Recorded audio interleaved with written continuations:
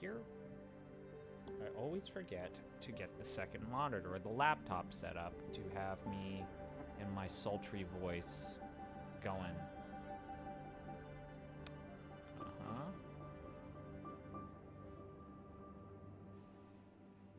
There we go. How we doing?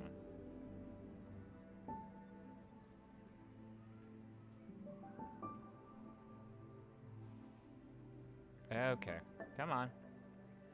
Oh, player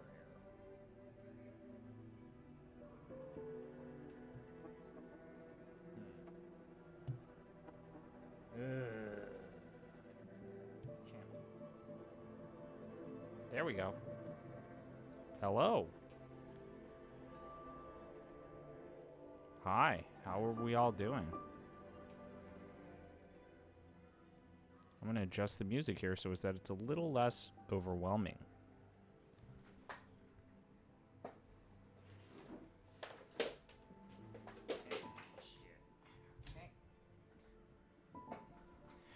Professional stream here, because I'm a professional streamer. If it sounded like I had like a mouthful of cotton balls earlier, it's because I was eating while streaming. Another sign that I am a professional high-class video gameologist. Let's say that we will start in about 30 seconds, because I realize I need to turn something off.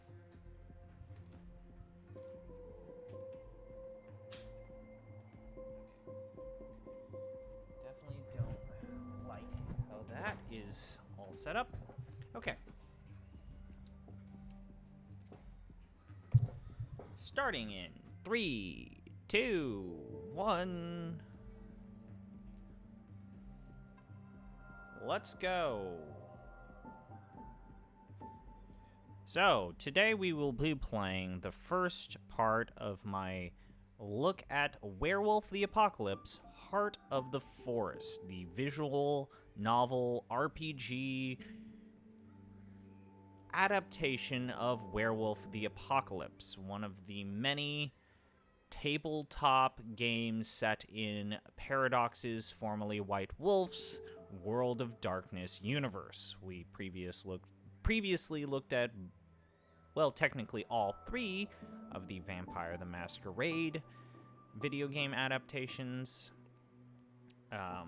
The long-term goal is to play this, see how much of a fun or bad time we can have, and then compare this to the Werewolf the Apocalypse third-person stealth action-y game that they made. That this was supposed to complement. This was supposed to be a cheap indie visual novel tie-in to that game, and then it was bad. And we're going to see which one provides a better time. My guess is that it's the cheap indie visual novel. No joke, the actual third-person game that this was supposed to lead to is trash. It's hot garbage. It's a piece of shit video game. Now, the interesting thing about this game is that this comes from, as the title right here says, Different Tales, a bit of a, let's say, small dev team that made this game with the intended purpose of providing a kind of on-ramp for people that were interested about playing Werewolf the Apocalypse tabletop experience. So Werewolf the Apocalypse has been rebooted, as well as Vampire the Masquerade. Vampire the Masquerade had a new edition of it, 5th edition, that came out a couple of years ago. The release, let's just say, we went over this last time, the release of Vampire the Masquerade 5th edition was, let's say, problematic, and it eventually got there, but hot damn, the release was not exactly easy for them. And since then, Paradox has been licensing their IPs to multiple developers to try and bring more interest into the World of Darkness, where both Werewolf exists, Wraith technically exists, Mage exists, but Mage always is pushed to the far side because Paradox doesn't want to address that it even exists, even though that was the one that I personally really liked. And then you have Vampire the Masquerade, which was always the big moneymaker. Werewolf obviously being the number 2. This is going to be interesting because from what I have been told, this one is a bit more open-ended. It is also going to wear its tabletop influences a little bit more clearly versus where the Vampire the Masquerade visual novels were just really interesting stories with like a couple of critical errors and missteps here and there. The first one being the worst. The second one, I really like Julia Sawinski. And then the text-based visual novel, like the Zork clone that they made, is probably still my favorite thing, just because the idea that they made a text adventure, it gives me a warm, tingly feeling inside my body. We will not be playing this game with a guide, although I did use a guide for the Vampire the Masquerade games because there are just fail states for that first game that make it not a great time. Like, you can just straight up lose your influence check on the first mission with Hope, and I wasn't about to do that. So, let's jump into it. I will say that I played this a little bit beforehand to see if it would work with my streaming setup, and hot damn does this game... Boy, the look of this game... You all that are watching out there, which it appears that there are 2 of you, you are either going to love the way that this game looks, or you will hate it. I think I could be convinced that this game looks good, but holy shit. Ah, yes. If you are expecting the look of the Vampire the Masquerade games, you're not going to get it. You're just straight up not going to get it. So I will warn you now.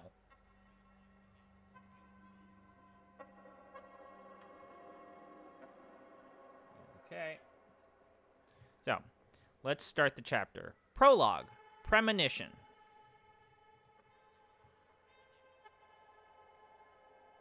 Your copy of Metroid Other M showed up. Ah, yes. Let's get some chauvinistic, sexist ideas of female neuroses up in that household that you're living in right now. Okay, so hard stop. We are going to hard stop here. Right off the bat, you're going to see that this is not like the Vampire the Masquerade visual novels. 1, it displays your core stats, like actual stats that are on the character sheet.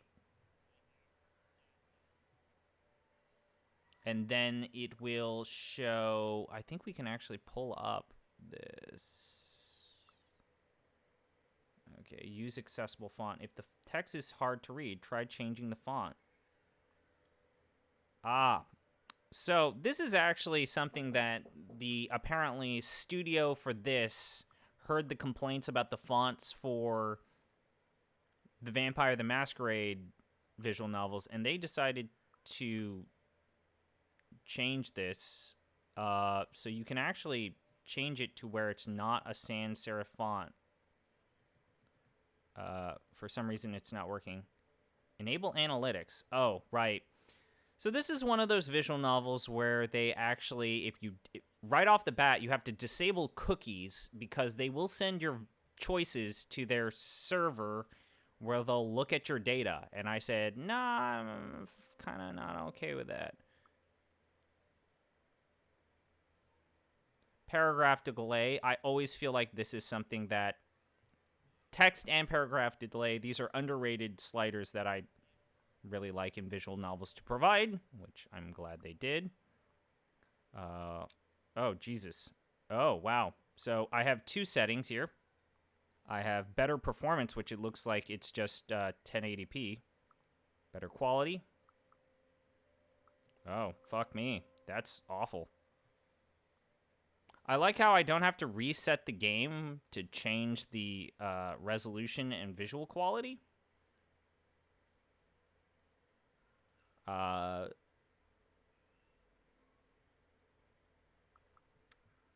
Yeah.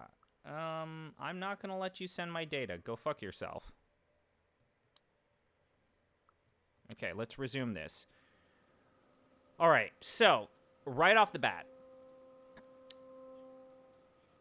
So we are now going to go through a tutorial which will allow us to... I hate to say this, but this is one of those games where you actually need to do the tutorial every single time because the tutorial is actually the prologue, and depending on the choices that you make here, you will either add to your rage, willpower, health, the 3 core stats of actual Werewolf, the tabletop game. And depending on how we level up our character through this tutorial, that will determine which starting class we get. And if you're saying, huh, this sure looks different, you don't even know the start of it. So, I will pose this, I think arbitrary, you're the only person here. Would you like me to be a warrior? Would you like me to be a bard? Would you like me to be a judge? Would you like me to be a seer? Or would you like me to be a trickster? Those are the possible starting classes we can have here.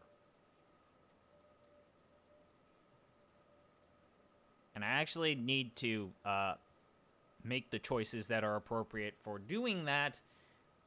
Otherwise, we will have something different. And I know this because these are the core classes of the player handbook for Werewolf the Apocalypse. So again, your choices are warrior, bard, shaman, and trickster.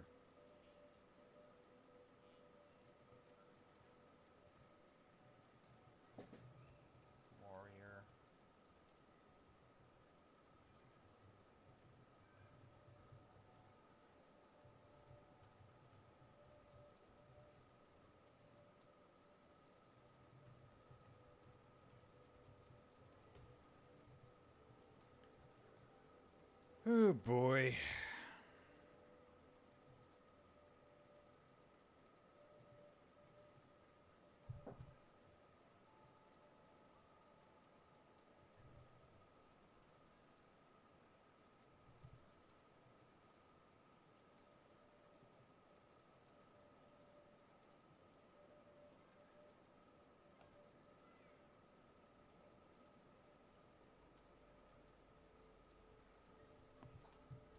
I am thinking about a trickster because when I see the term trickster, I think the trickster from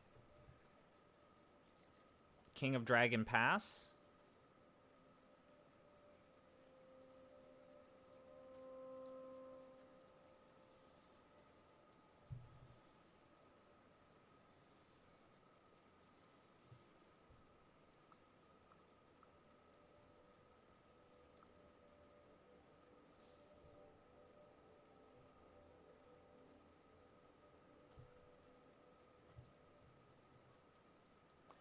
Let's go with trickster. I'm not getting anything. Okay, so let's talk a little bit about the core mechanics of Werewolf the Apocalypse, because I feel kind of okay talking about some of the core mechanics of Werewolf the Apocalypse, because I have played this, I have done the actual tabletop version of this, I have played Vampire the Masquerade 5th Edition, currently playing it right now. I have previously played Mage Dissension, I have played Werewolf, and I have also played Wraith, but only tangentially. Wraith was a horrible failure, even if Paradox will convince you the opposite. Okay, so Rage is one of the kind of, let's just talk about the hunger mechanic of Vampire the Masquerade. It is going to be this desire to kind of hunt things, eat things, and be an animalistic beast. This is actually one of the most important stats in Werewolf the Apocalypse because this is what gives you the options to overpower other characters. So actually having a full rage meter is kind of important. It allows you to do kind of skill checks. And the reason why I actually like this is that your skill checks are basically guaranteed in the World of Darkness. You just have a limited number of times. You don't need to roll them. You just use one of those buttons or use one of your uses here. So if we were to fill up our rage, we would have 1, 2, 3, 4, 5 skill checks. However, obviously, if we have too much rage in the game, then that means that we could lose control of ourselves in certain circumstances. But again, it is the most important stat because rage just influences your choice and gives you more choices in certain circumstances. So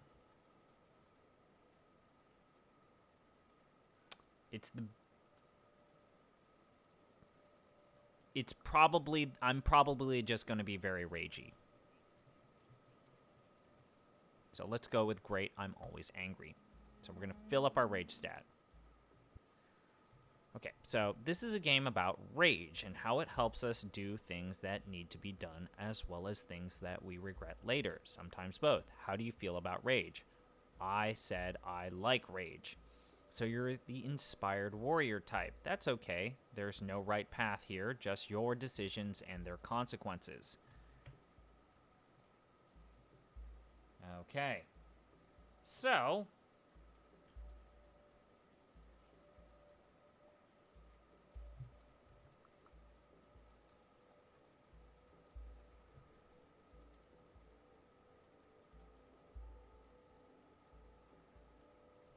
let's go with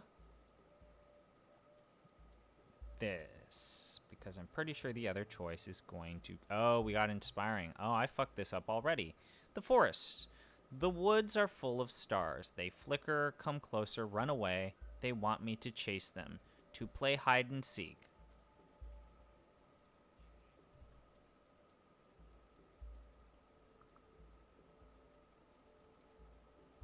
You know what? Let's run with this. I'm going to observe. I watch as they dance around the tree trunks, float up on the gusts of wind that shiver through the branches, disappear among the leaves.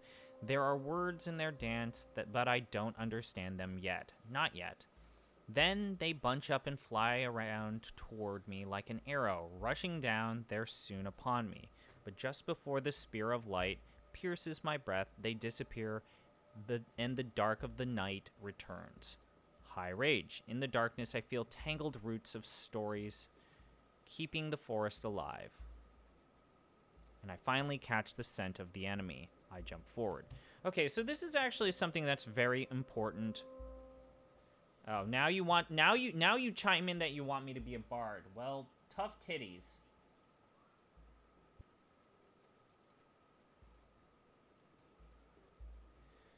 All right, so this is actually gives you a shockingly good idea about how you fill out the character sheet in the World of Darkness. Your dungeon master basically gives you a series of scenarios in which you're waking up from a dream or you're just kind of playing out these scenarios, and they give you choices like this depending on your first choice. And they ask you to please fill out this orb, please fill out this part of your character sheet, and by the end of the simulation, you have a full character sheet. I actually love this mechanic. I love this structure because it makes you roleplay as you fill out the different boxes of your character sheet. Now, the consequence is that character creation, being a part of the actual role-playing, prologue, having a structured prologue means that in the World of Darkness, creating a character can take up to 2 to 3 sessions, and that seems to weird out a lot of D&D and Pathfinder players.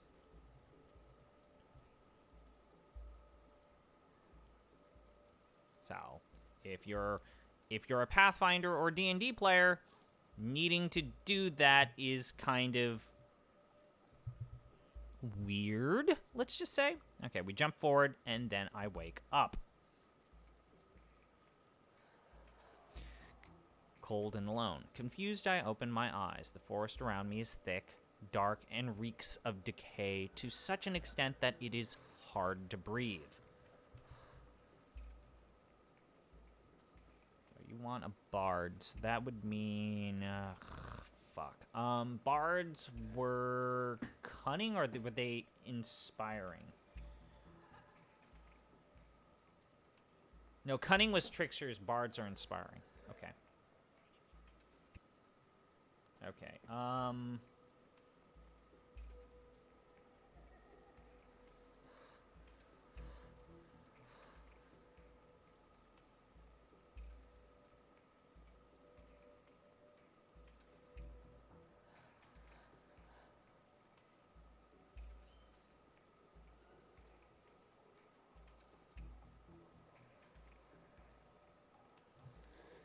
I'm going to say...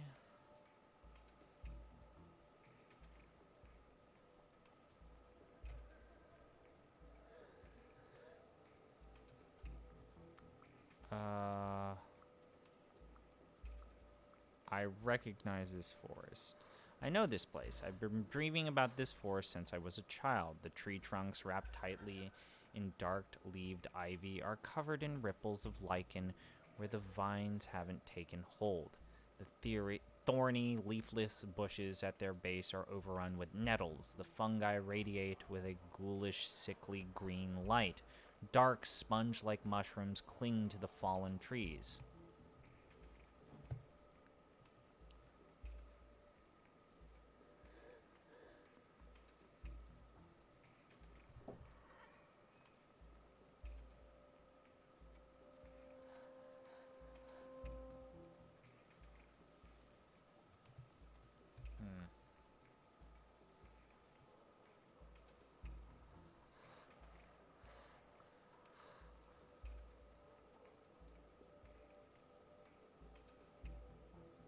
I tried to breathe. I take a deep breath and suddenly realize that it's not the forest that smells so foul. It's me. I look down and see my hands covered in a dark substance. I'm naked. A sticky, glistening film of liquid is clinging to my skin. I can feel it on my face, in my hair. Blood.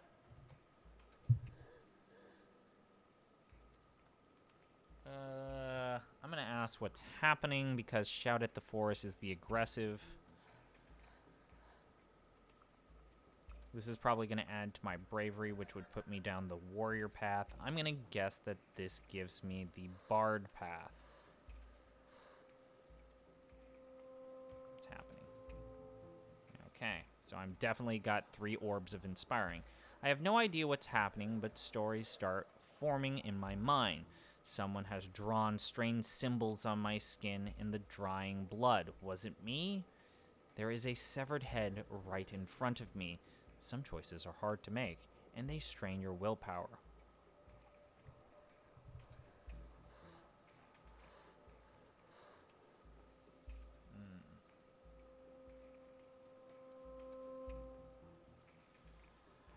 I don't want to ruin my rage. I'm going to say I wince. So again, this is maybe the big difference between, for those of you that play Pathfinder, this is a skill check. Which one of these orbs do I want to just draw crass on? I'm not going to roll for this and then fail. I'm just going to be able to do one of these 2 things. If I were to somehow be completely spent here on all of my skill checks, then I would take a health check. I would lose health. I've basically been thrown into a story sequence. This is the game basically saying, yo, rest, you dumb fuck. Before you progress the story, go rest. So I actually like this system, not having to roll for skill checks, not having to roll above a 5 to not go prone. I'm gonna be a badass. I'm gonna touch it. I'm gonna touch this severed head. So I cannot emphasize enough. Can't emphasize enough. Cannot emphasize enough. You guys are either going to love the aesthetics of this game or you are going to hate it. So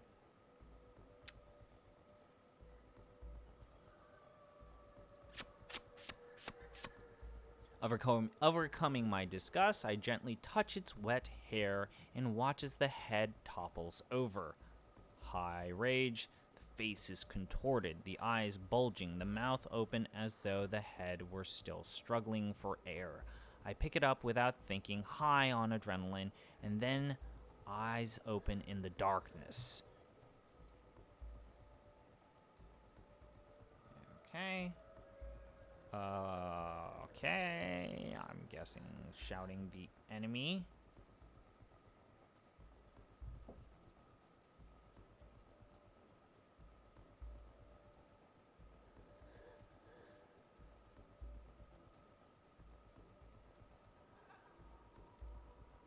I'm gonna guess who is it?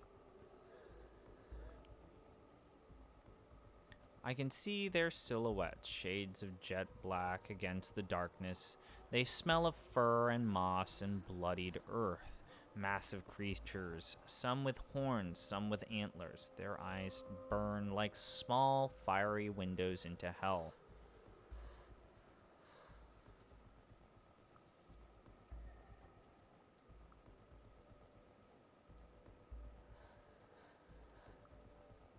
I don't want to panic.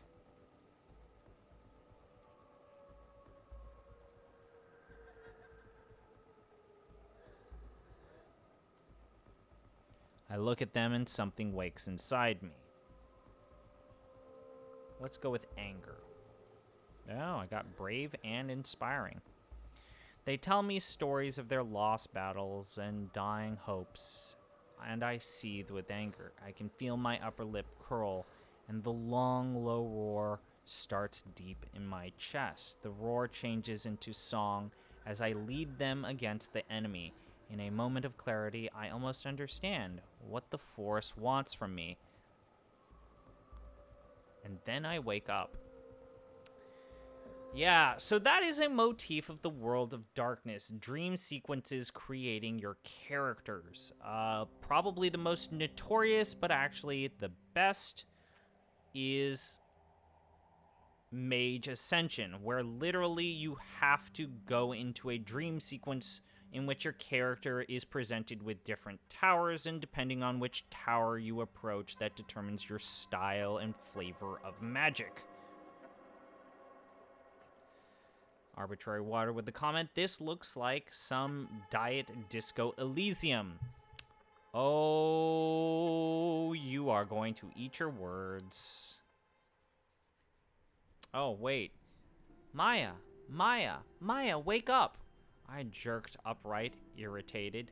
My neck was stiff, and the movement sent a sudden, sharp wave of discomfort through my body. Have we decided on my...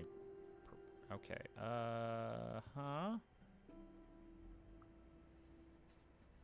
Student, profession, mind, body, condition, healthy.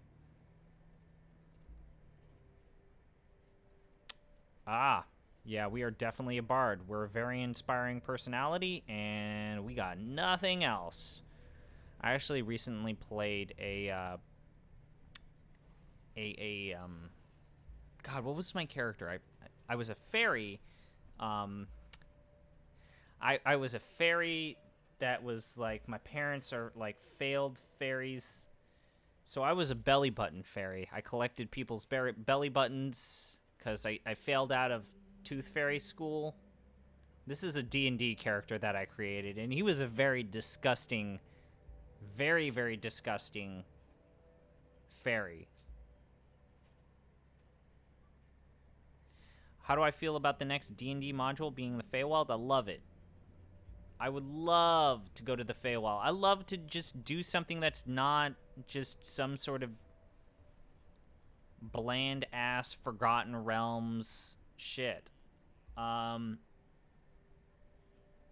they're getting closer to addressing, like, the material planes and the different cosmos and the different planescapes.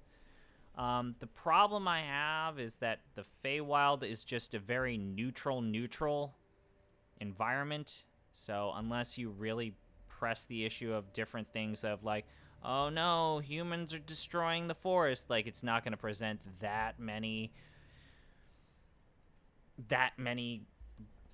great role-playing options. But we'll see. We shall see.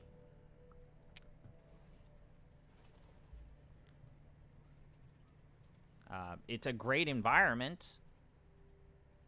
Okay, so I think we stopped here. I wasn't in the forest anymore. I was in a bus. The sun streaming through the window was making it hard to see. The girl next to me was touching my shoulder, disturbed. Alright, I'm not gonna, like, become full-on werewolf right off the bat. So how about we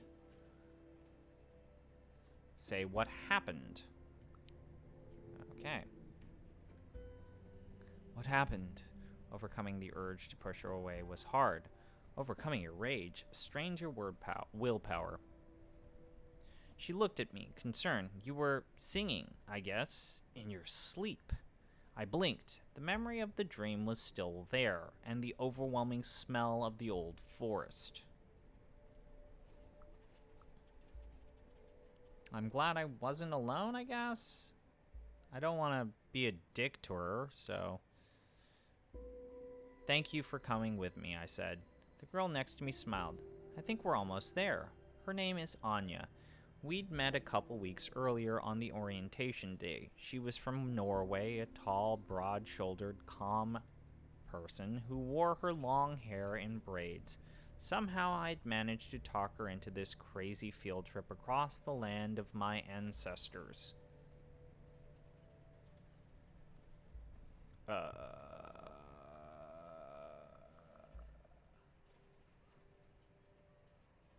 What? Oh, okay. That's interesting. Let's just say that we are here to study medicine. We'd both come to Poland for the same reason, to study medicine. It was less expensive here, and we both received government scholarships. So, did you want to become a doctor, or, she'd asked when we first met? Let's make our character a recluse. It seems like people feel like we're a recluse already. But anyways, I think that putting it in the world of the Feywild is interesting. It just depends, like... Could you remind me, are we going to, like, Feydark? Are we going to Sildir? Like, which part of the Feywild are we going to?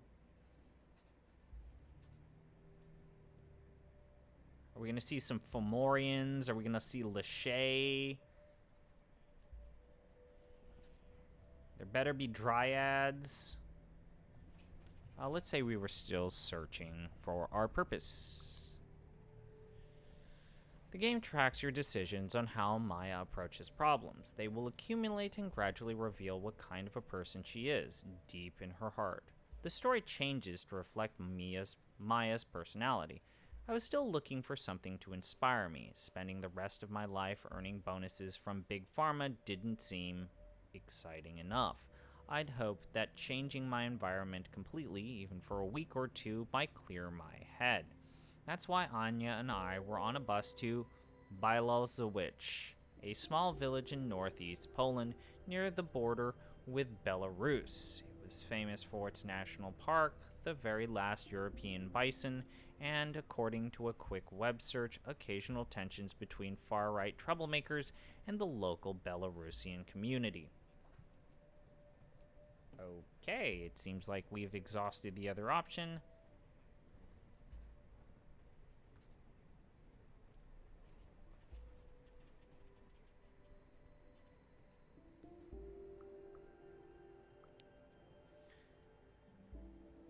Anya reached into her backpack and took out 2 apples. I'm really happy we decided to come here, she said. Yeah, I said, offering her some sort of kabanosi, dried meaty sausages that were so much better than the original Polish ones back in the United States.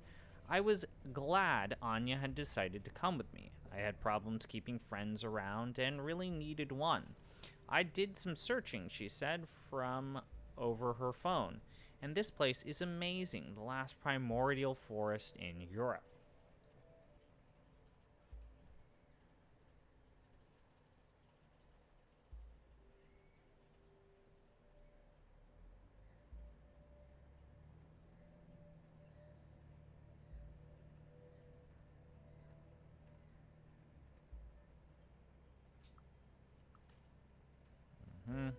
Our summer language course was starting in a few weeks, and I'd managed to talk Anya into skipping the tours of concentration camps and old churches and visiting the national park with me instead. So far, it's beautiful, she said, her eyes smiling, but why are we here again? Good question. It's the only choice. Why were we there? The most honest answers would have been because I've been dreaming about the forest and still don't know how to pronounce this. Biłowica is a village in Poland's boy.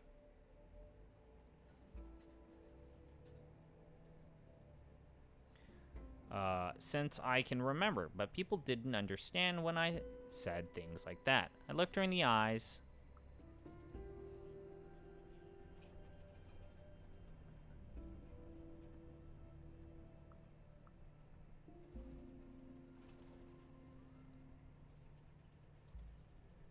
Okay.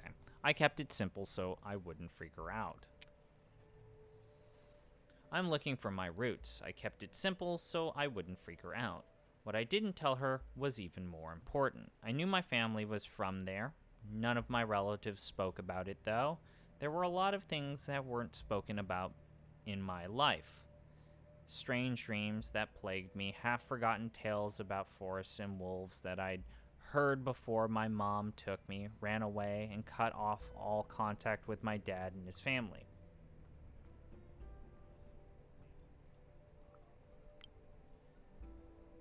Anya fell silent for a moment. I think it's great that you come from such a magical place, she smiled. The last ancient forest in Europe, thousands of years old. I wasn't sure if I was fond of that magic, but it was hard to ignore. And that was precisely why I needed to do something, anything about my future. That damn forest and my weird-ass family. I wasn't there by mistake. I'd planned this trip for months, with a clear goal in mind. I'm going to say I had to learn the truth about my roots, because our character is aloof but has a purpose. A werewolf. That's absolutely fascinating. It's weird. So, werewolves are just... In the world of darkness, werewolves like to create chaos, but they know they're werewolves. It's not some sort of secret. Vampires just live in the darkness, obviously, but they also do, like, weird, like, every single conspiracy theory that you can imagine.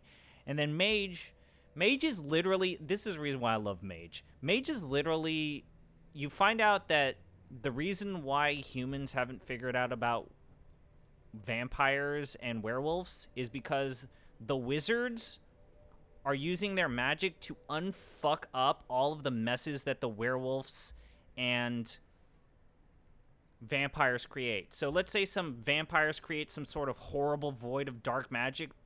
The mages have to come over, fix the problem, and then basically Men in Black style wipe out everybody's memories that, hey, this didn't actually happen. That's the reason why I love Mage. Mage is literally about you unfucking up all of the shit that the werewolves and vampires create. I love it. You're literally janitors. These goddamn kids and their fucking vampires sucking blood in the fucking party rave town, and now I gotta use my brain wiping magic to prevent you from blowing the whole thing open.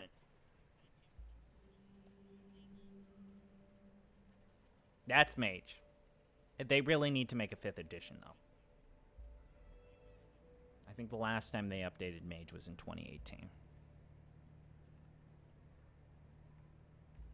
I had to learn the truth about my roots. Yeah, let's go with that. My grandfather's stories, the secrets, my mother running away. There was a mystery in my path. It was time I uncovered the truth about who I was. But now I wasn't sure if it'd be a good idea. Condition: impaired, low willpower. Your willpower dropped to 0. When you lose all your health or willpower, you become impaired. This will make physical tasks if you have 0 heart, or social and mental tasks if you have 0 willpower harder and sometimes impossible.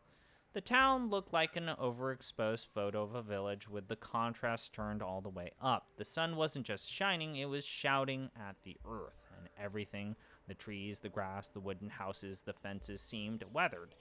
Everything except the shadows. They were sharp as though they were freshly painted with the darkest of inks.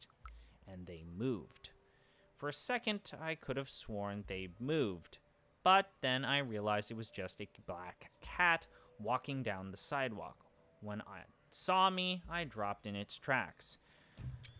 So, let's talk about the importance of aesthetics and art. This game has 0 art. God, I love the gumption of this game.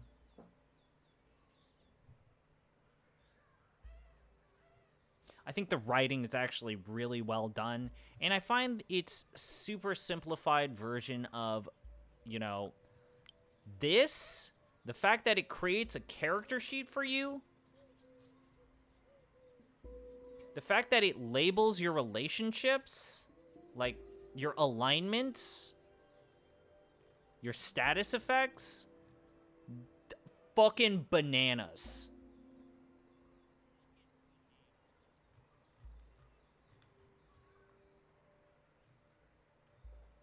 This is the good stuff. The bad stuff is, boy, the first chapter of this is slow. Holy shit, it's slow. And also, it's kind of ugly.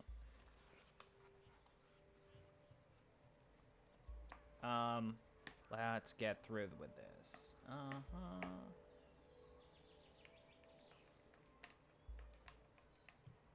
Oh, let's say we decided to ignore it. We're not worried about some stupid-ass black cat. I decided to ignore it. I turned to Anya. Why do you never attract my attention from stray animal? What?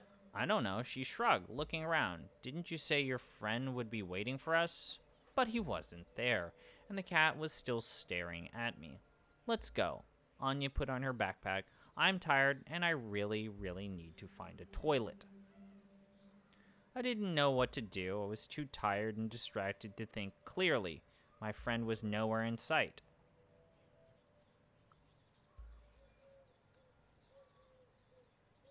Let's storm off. Let's use rage. Let's use up some of our rage so that we... So the nice thing is that if you use up your rage,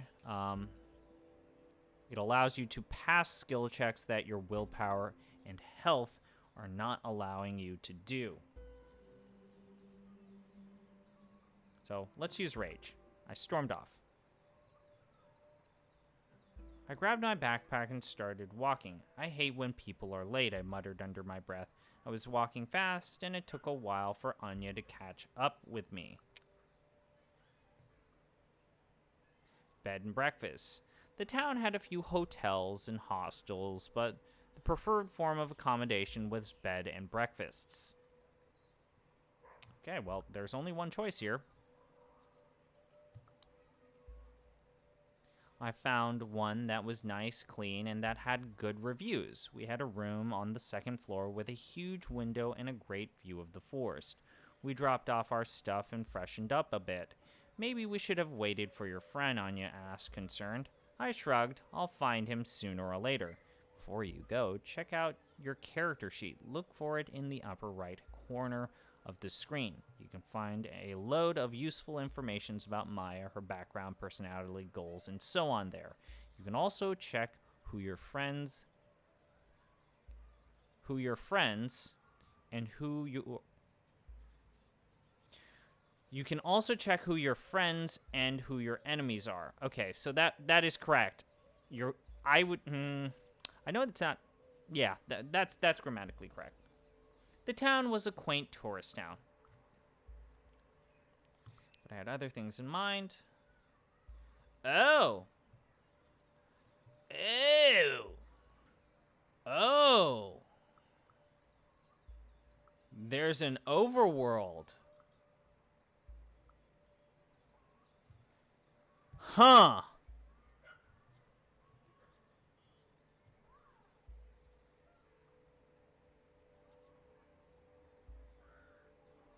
Well, let's go to the town, but give me a quick little second here. Ow, fuck me.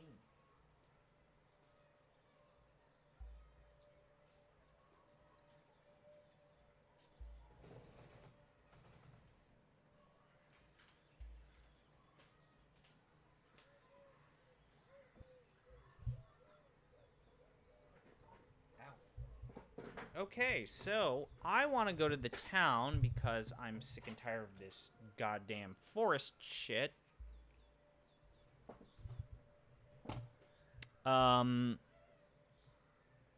This is wild. Let's go to town.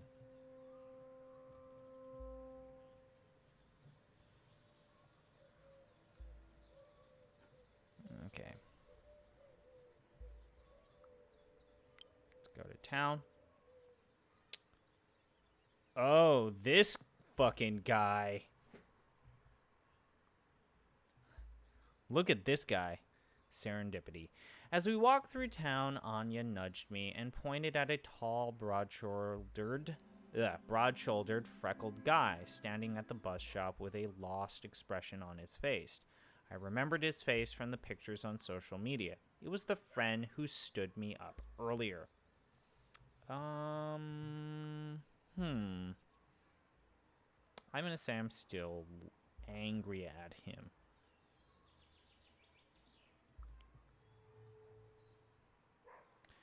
Bartek, I snapped, irritated. You stood me up. Not cool. Maya, what are you doing here? He blurted with surprise when he saw me. I was sure you were coming on the later bus. We started walking and talking. His accent was broad and Eastern European. I am not doing an Eastern European accent. Sure, let's start a social link between two NPCs. I want to see how that works. Anya liked him. Anya took an immediate liking to him, I could tell. I always could smell romance in the air. We walked along the only street in the village, nearing the center, if you could call it that.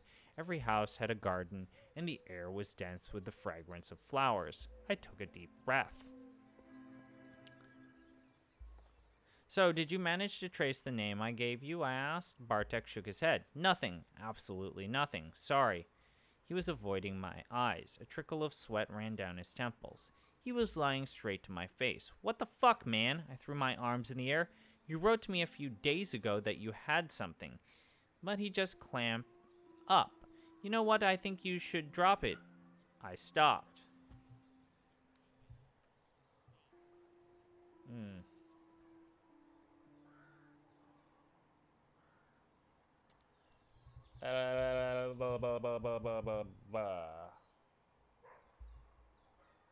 We're a bard, technically, so let's unleash all of my charm.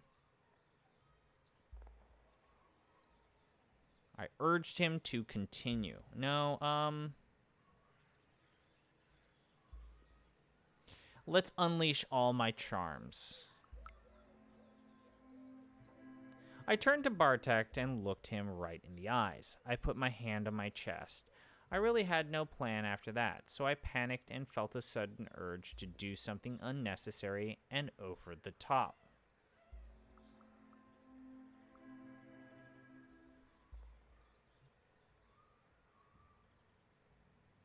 Let's say I looked him deep in the eyes.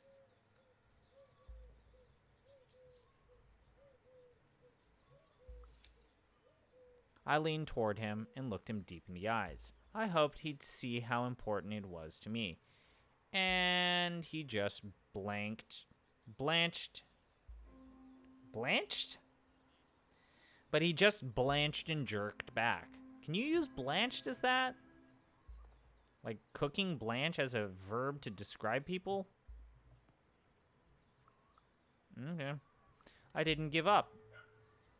Tell me what you found, I asked, not giving up. Well, he brushed his forehead with the back of his hand. I did ask. I started with the old people here. I told them that my friend from the States was looking for her roots and wanted to know about the place her family came from. You know the drill. At first, people were very, receptive. I waited for the other shoe to drop, and then I mentioned your name. He shook his head. I urged him to continue. Bartek, no dramatic pauses, please. I urged him. The tension is killing me. One of the old men here told me to go to hell. The other spat on the ground, and his wife crossed himself. For a moment, he took a younger and smaller... Wait, what? He looked younger and smaller. Sorry, I completely misread that. One of the old men here told me to go to hell. The other spat on the ground, and his wife crossed herself. For a moment, he looked younger and smaller, and then my own grandmother told me to stop asking. She said something else as well. What? I asked. She told me to pray for you. Suddenly, the sweat golden afternoon wasn't so sweet and golden anymore.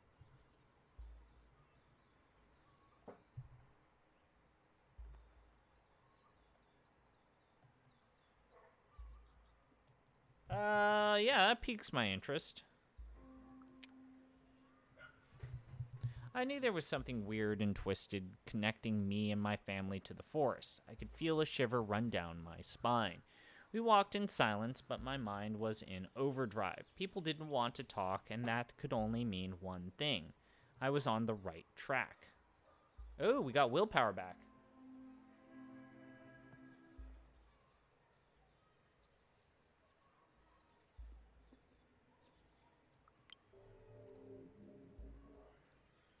People were scared of my family. Condition healthy.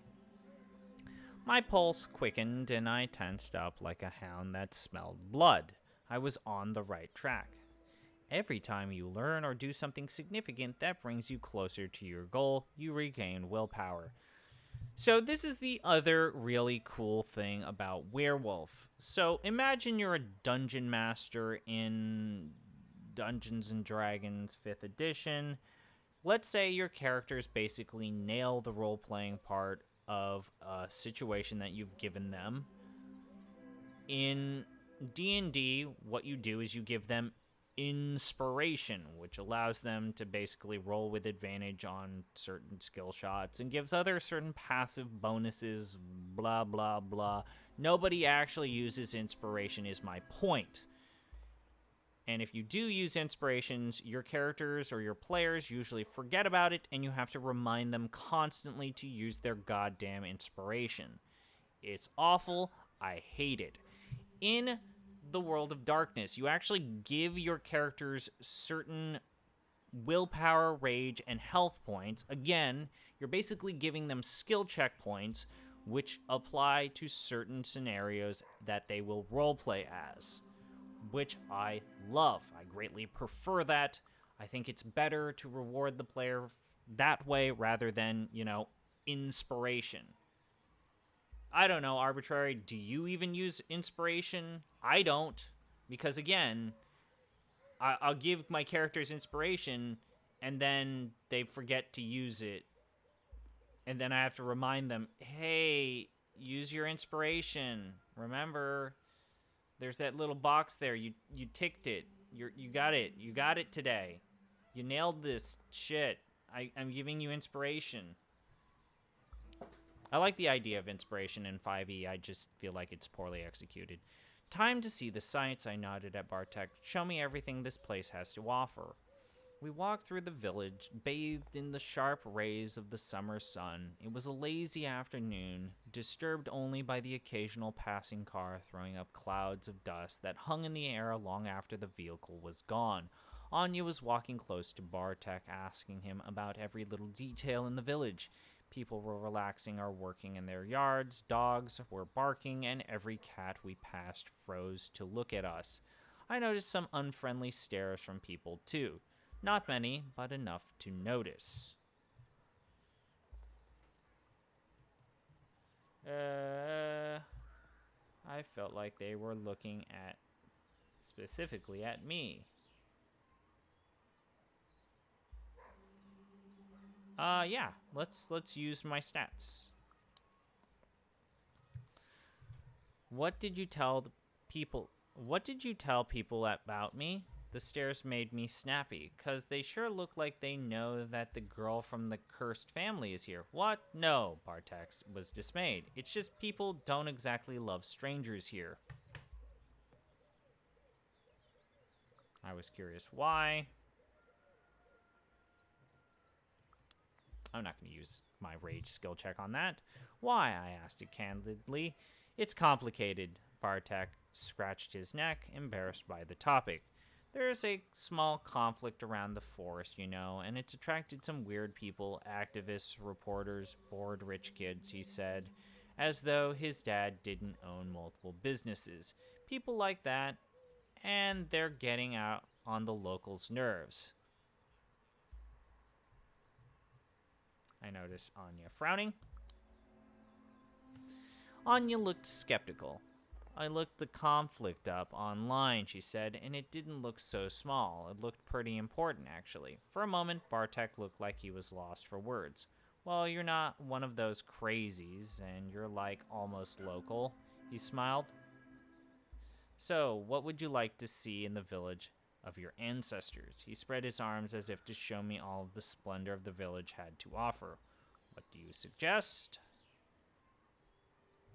Oh, yeah, let's go to a fucking... Sure, let's go to a cemetery. Fuck yeah, let's go to a cemetery. You know, we're exploring the sites. Fuck it, man. Let's go to the goddamn cemetery. Let's look at some graves. This is a true tour. Let's go to the grave. Ah, yes, let's go to the grave. This game is wild. This game is wild.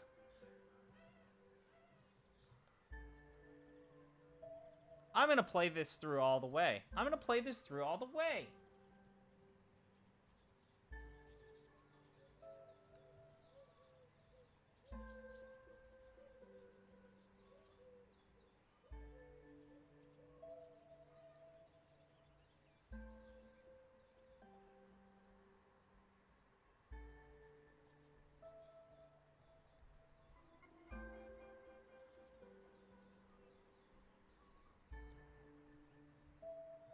Let's go to a grave. Fuck it, man.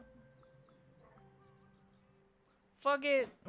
Let's look at dead bodies, man. Fuck it. I'm down. I'm down to clown. Holy shit, what is this art? Holy shit.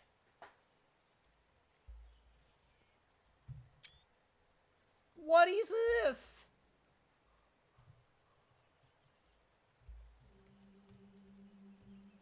Art is hard, guys. Art is hard.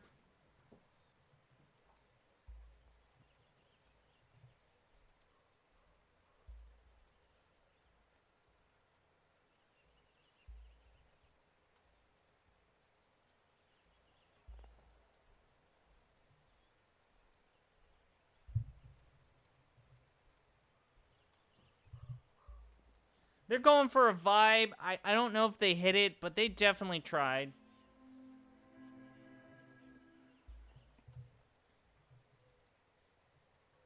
Okay. Matters of the soul. Really? Okay. So we have quite a few churches here, Bartek explained as we walked down the road. 2 Orthodox, 1 Catholic, and even 1 Baptist church, he said, as though it were something uncommon. Yeah, let's ask about your guys. Let's go to Poland and ask for the Jews. What happened to the Jews, my man? Yeah, you know, the entire town's on edge. They don't like this person who's potentially a werewolf in their town. Let's ask, yo, dude, where did the Jews go? Let's go. Let's reawaken long-standing 1,000-year-old ethnic and religious tensions. Let's go. Fuck. Should I actually do this?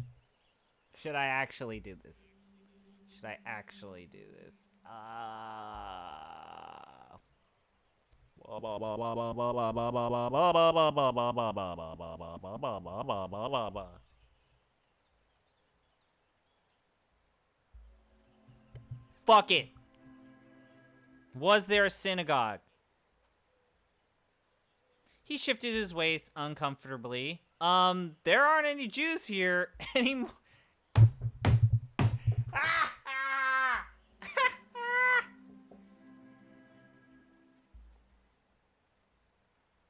Shit. They went there. Oh, man. Poland. Any Lutheran churches? I don't think so. Bartek shook his head as he led us to a small wooden church surrounded by a cemetery. Anyways, even though we have all these churches, there's only one cemetery. The church was Orthodox, but the graves were a mishmash of styles and faiths, Catholic, Orthodox, atheist, everyone resting together. This isn't as good as Shadows of New York. Oh, you say that.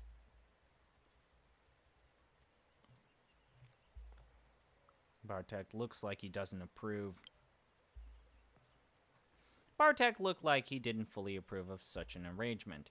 And what kind of person are you? I asked, crossing my arms. Bartek, me? Catholic. Of course.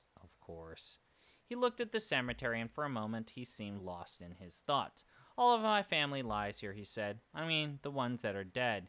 Hey, what do you think? What do you think happens when you die? Sure, dude. Sure, man. Why not?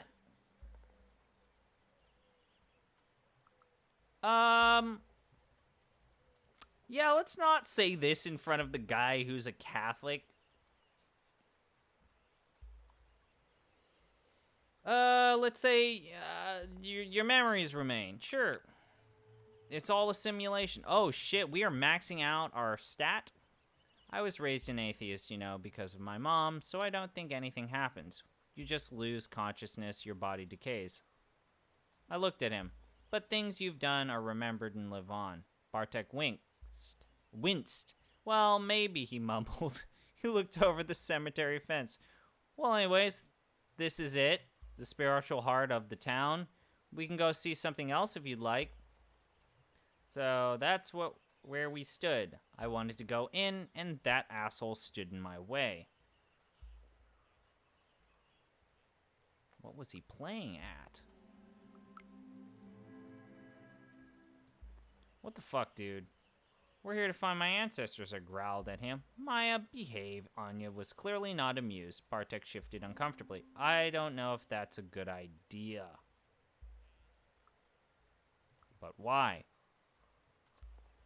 Why? What? Why? I turned to him in surprise. I mean, I told you, people have weird reactions. Maybe it's better to leave it alone? So, what are we waiting for? Anya smiled at him. He mumbled something and led us through the labyrinth of graves to the far end of the cemetery. He continued.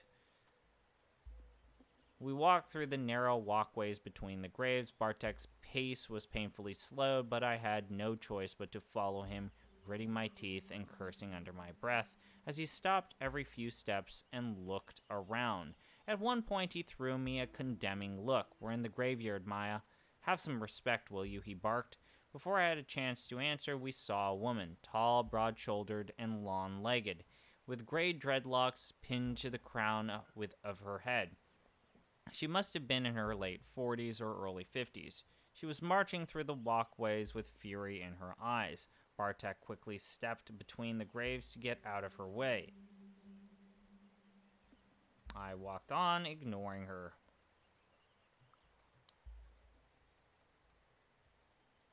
I just kept going. She kept going, and inevitably we bumped into each other. "Hey, watch your fucking step," she growled. I apologized. I don't want to fight. "Sorry," I answered, taking a step back. She just snorted and went on her way. I shrugged and went on. "Let's go," I said, turning to Bartek. He sighed. "Yeah, sorry about that."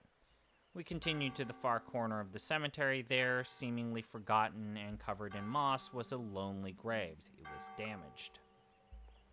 The tombstone was broken deliberately. Someone had obviously smashed it with a hammer. The name was half erased. The plaque was also damaged. Someone had tried to scratch out the name, but the letters were still visible. There was a circle around the grave. There was a circle of coarse salt around the grave. "I'm sorry," Bartek sighed. "I didn't want you to see that."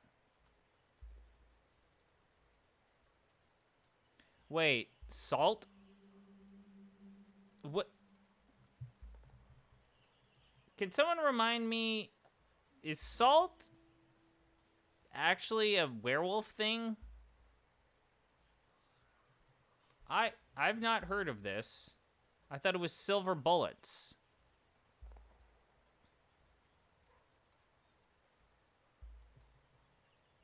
Does salt kill werewolves?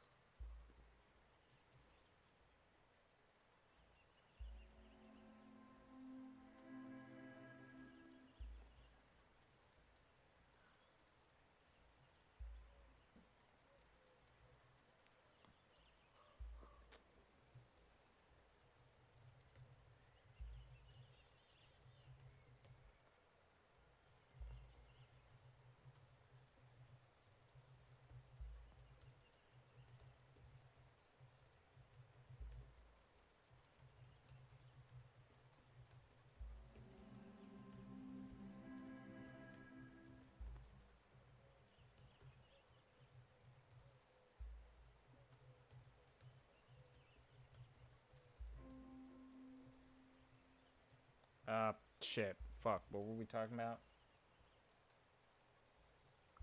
I needed to know who did this. "Who did this?" I asked, gritting my teeth. I don't know." Anya squatted and looked at the plaque. "I can't read it. The letters are all wrong." She glanced at Bartek. "Is it Russian?" "Belarusian. The same letters, different language," he explained. "There were a lot of them here before the war." I looked at Bartek, hoping for some context. Bartek put his hands in his pockets. "So, you don't know anything about your dad's side of the family?" he asked me cautiously. "Whatever happened at least 70 years ago, and someone still remembers." Yeah, he has a point. "I don't know them. My mom left my dad when I was just a kid, so I don't remember much," I admitted. "And she kept me away from them. She doesn't even know I'm here. I didn't tell her I was visiting this town." "Maybe he was abusive," said Anya carefully. "You have those violent outbursts." "Yeah, I guess." I looked at the grave. I looked at the grave for the last time. My family's name looked strange, written in the unfamiliar Belarusian letters. As we were leaving, I was thinking, I was on to something.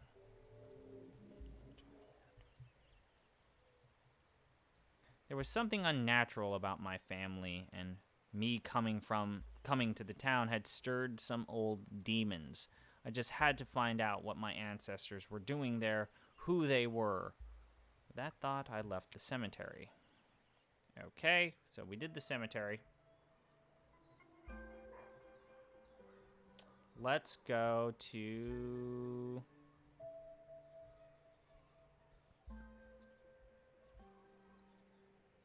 Sure, let's do the abandoned railway. Let's have the best... We're not going to go to the village center. Village center's for normies. We're going to see a cemetery and then an abandoned railway. We're going to get the best tour of this town. Fuck it.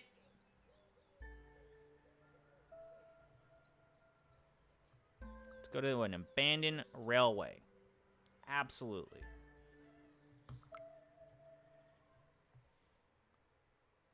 Oh, they did a train spotting joke. Are you really? Oh, God. Bartek wants to show us the most picturesque spot in the area, said Anya. Maybe that's not the right word, he said, frowning. Well, it's not like it's that beautiful, but it has, you know, an atmosphere, a climate. Ambiance,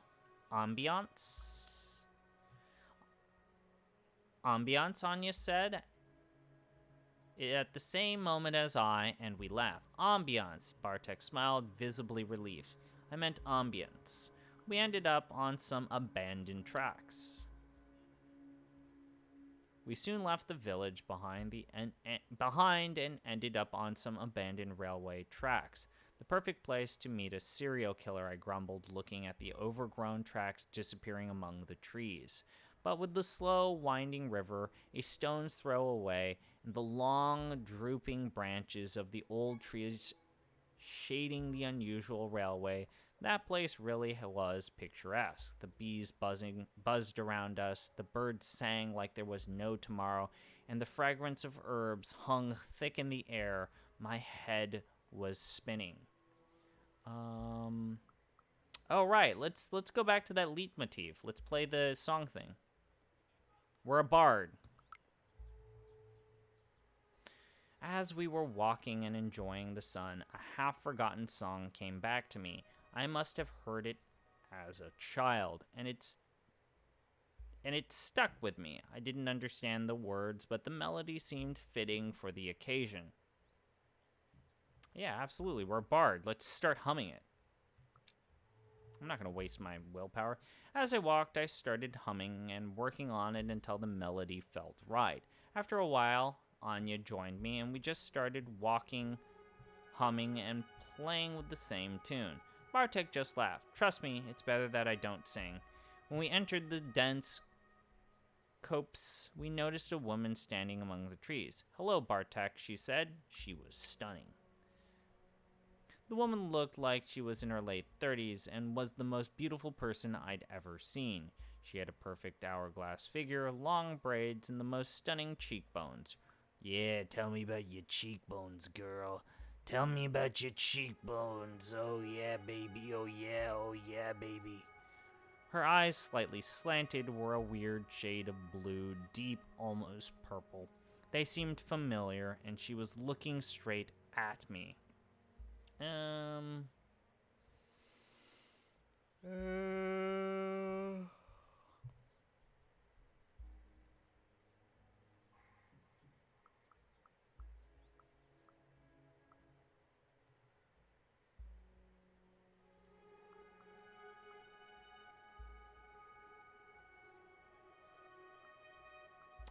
Yeah, her eyes were hypnotizing. It was a challenge. It was a challenge. I saw a challenge in her eyes and felt the hair on my neck stand on end. Hello, Isabella Danilovna. Isabetta Danilovna. I'm not going to do that. Let's call her Elizabeth. I could hear something in his voice. Was it fear? Was it respect? Anger? I couldn't place it. She smiled. I'm Lisa, she said, looking at Anya. That is so much easier. And then again at me. And you must be Bartek's pen pal, I assume. The one who's searching for her ancestry. Searching for her ancestry. We exchanged pleasantries. Lisa asked whether I liked it here, what I'd seen, and how long we were planning to stay. Do you mind if I joined? She asked. Sure, I didn't mind. Sure, I smiled. I was about to forage for some plants in that direction. She lifted the basket she was holding in her hand. We walked the narrow path.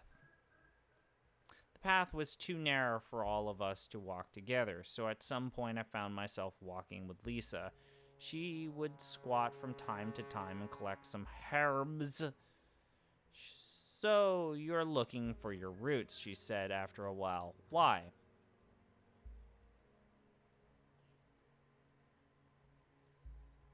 I needed to know the whole story? There's a story here, and I need to hear it, I answered honestly. Sit down with me. She nestled among the roots of an old tree and reached into her basket and took out a blunt. Let's have a smoke and I'll tell you a story, she noted when I hesitated. Yeah, bro! We fucking take the blunt! Let's light it up, bro! Yeah, totally, man!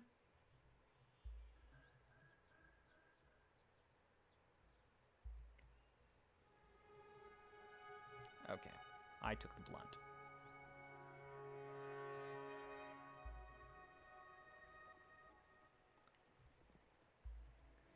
Lisa let out a cloud of smoke and started talking. From what I learned from Bartek's grandpa, you're asking the wrong questions about the wrong people. Why shouldn't I be asking about my family? Cut the bullshit, just give me the answer. I pointed out, but not the right branch of the family, she said. Your grandfather wasn't from this village.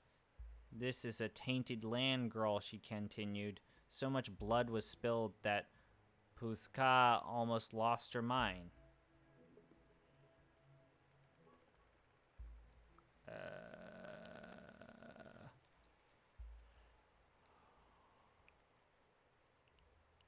Puska was one of the words for the forest. Polish had lots of those, but she used it in a weird way.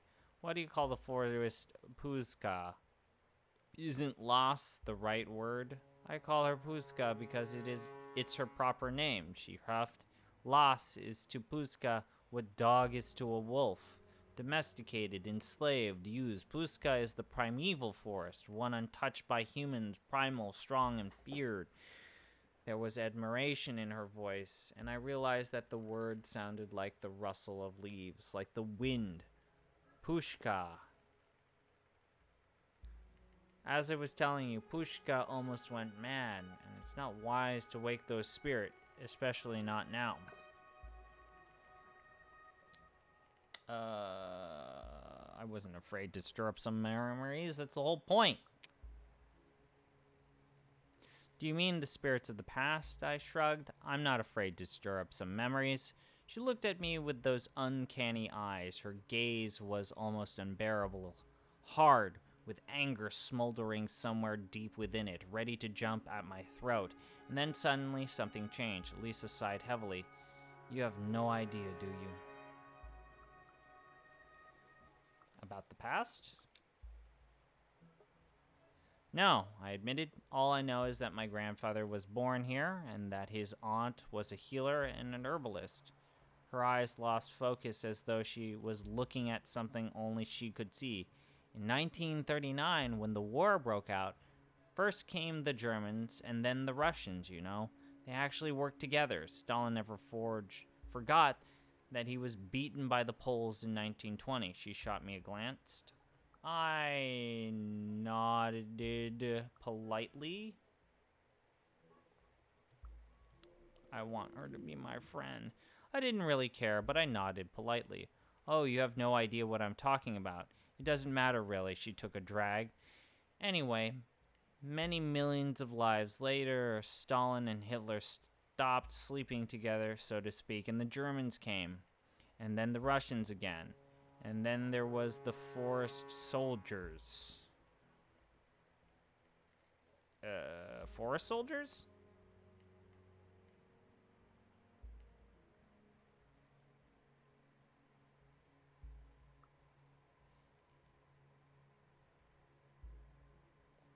let's just listen. I was hanging on her every word. They started as Polish soldiers, but then the war ended and they became guerrillas to fight the Russian occupation. And then they ended up as desperate bandits, she sighed. For the people who lived here, they were all the same. Germans, Russians, forest soldiers, they killed. They maimed, they tortured, and burned villages. It didn't matter what language they spoke. What did it have to do with me? What is this World War II lecture and, post-World War II lecture have to do with me? Thanks for the history lesson, I said, but where do I fit into all of it? My great-grandparents were from here, she sighed. After the war, there were some changes, and my whole family was sent to Siberia to die. My grandmother was the only one who survived. She met a Bharata shaman, and here I am. But your story is tangled with all of this, she looked straight at me. Have you ever wondered what your grandfather did during the war? Then the weed hit. And of course, that was the moment when the weed finally hit. That stuff was powerful, and for a moment, I wondered if she hadn't spiked it. Oh, shit! Oh, that's pretty cool.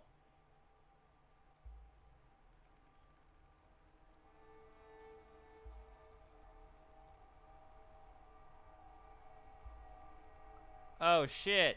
It's actually manipulating the graphics. I'm not going to use willpower for this shit. Let's just ride the train. Choo-choo! I tried to stand up, but a flux of smells and sounds and visions hit me like a wave, and suddenly I was somewhere else. Inspiring. We are sitting around the fire deep in the Puszka. We've discussed and a decision was reached. Tomorrow we're going to burn a village. I thought that because it was a bard I should sing it.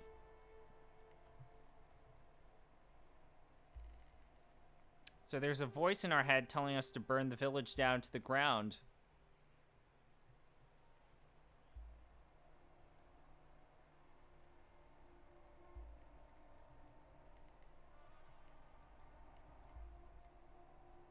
Burn the village down to the ground. I'm a bard, right? I should grab the guitar. I'm gonna grab the guitar. Let's sing a song about burning the village down to the ground. I'm playing on a battered guitar and singing old songs. The others sing with me, the last quiet moments before the storm. In the darkness among the trees, wolves gather and listen to my voice. And then the vision ends.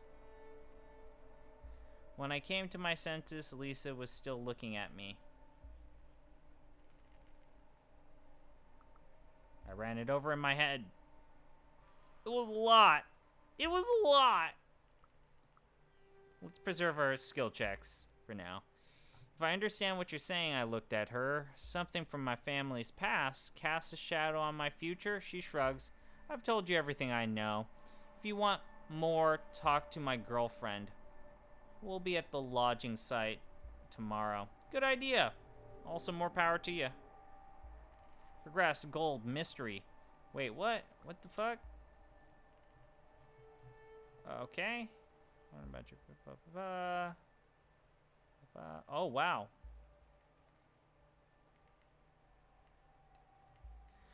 My grandfather was a forest soldier after World War II. Why is the 2 smaller than W's? And I'm afraid that he did something terrible at the time. Okay, Bartek cautious, Anya sympathetic, family it's complicated, Lisa neutral.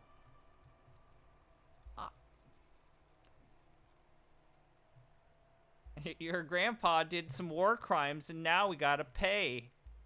Look at this skill. Man,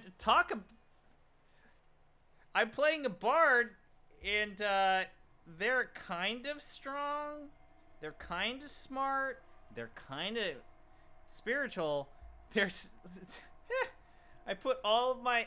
Basically, what this is saying is that I'm a bard, and I put all of my points into charisma and fucking nothing else. Ooh, boy. Okay. Talk about min-maxing.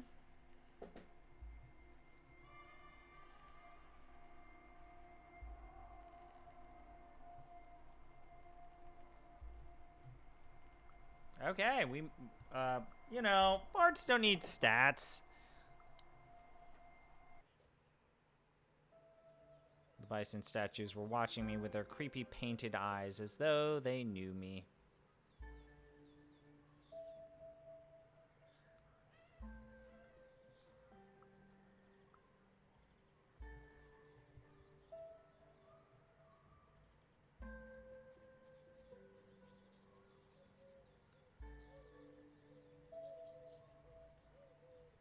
Let's go to the village center, finally. We get to do something that's kinda, sort of...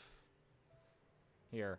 A bird of many colors. This is such a nice village, exclaimed Anya as we walked along the quiet street. Nothing moved. The heat was stifling. The village was really quaint. It's quaint, I carefully admitted.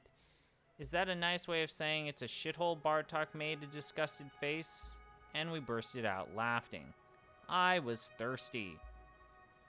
Let's get something to drink, I proposed. I'm parched. The local store was a large mini-mart with all kinds of goods, from beer and vegetables to notebooks and pens.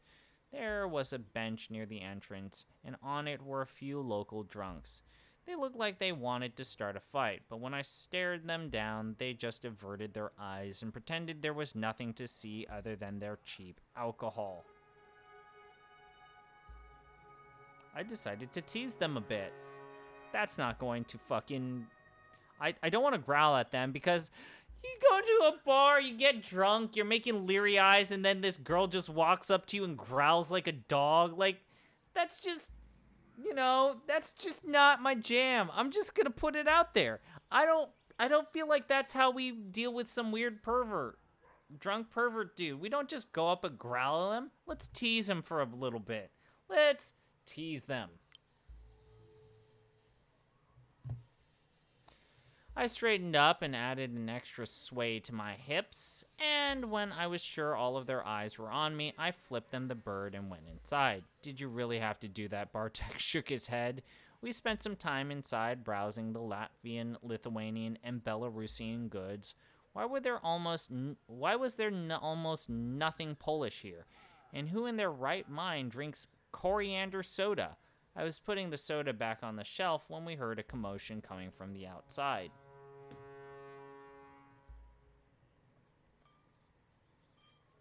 Okay, loud voices.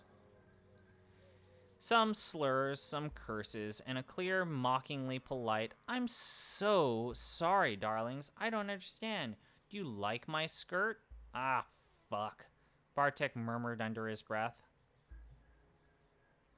I looked outside.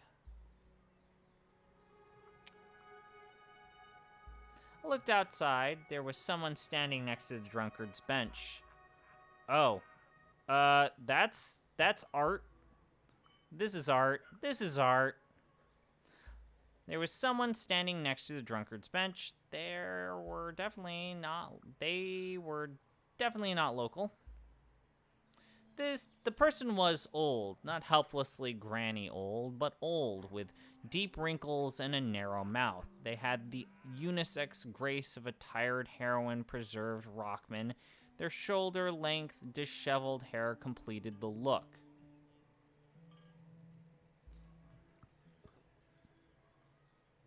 They looked out of place. They looked like someone had teleported them here from a different planet. They had a clean shave and eyes highlighted with eyeliner. Their nails were painted in a bright blue. They wore heavy army boots, an outrageously red skirt, a tank top, and lots of leather jewelry. On their bag, there were pins, lots of pins, all kinds of LGBTQA+ flags, anarchist and pacifist symbols, and I think some German band stripes. I approach the drunkards.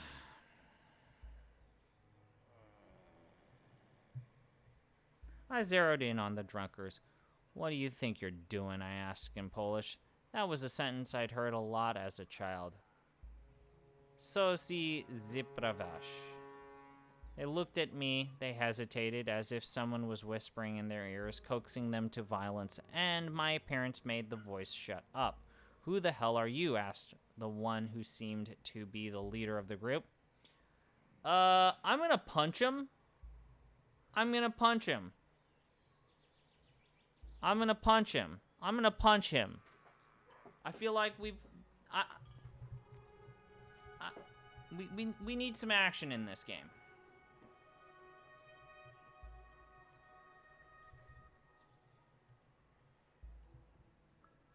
Let's punch him. I'm the girl who broke your nose, I answered with a grin. What?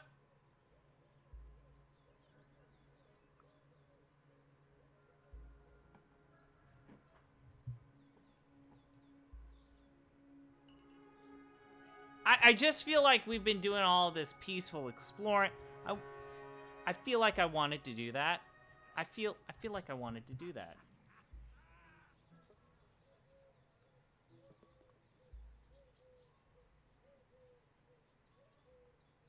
Okay, yeah, let's punch him. I punched him, and then I broke his nose. Maya, shouted Anya, shocked, but I didn't listen to her. This wasn't my first rodeo. I got into fights all the times.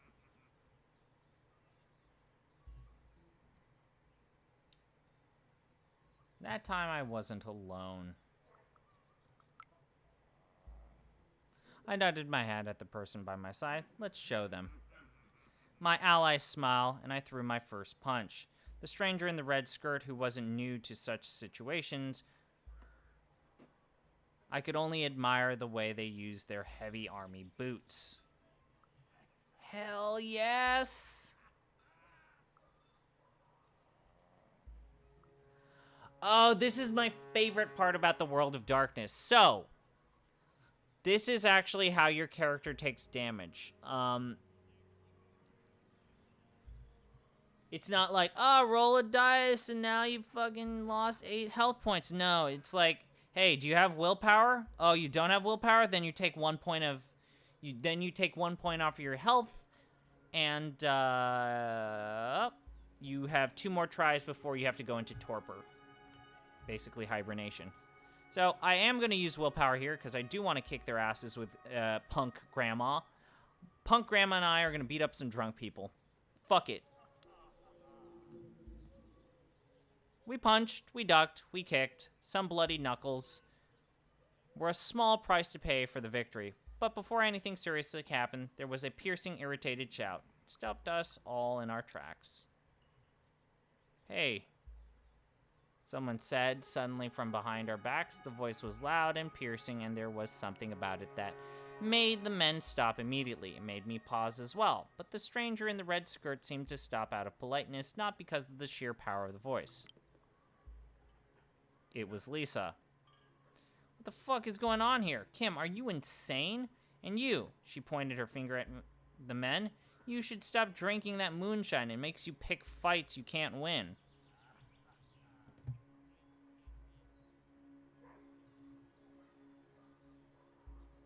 I was ready for a fight. I was sure the drunks would attack her, but they just slumped down. But look at this, said one of them, gesturing towards us. For the last fucking time, the name's Lisa. She was furious. And this is my friend. You're to leave them alone, got it? The drunkards mumbled and went back to drinking. Thanks, Lisa, Kim said in English. You shouldn't have. Oh, but I wanted to.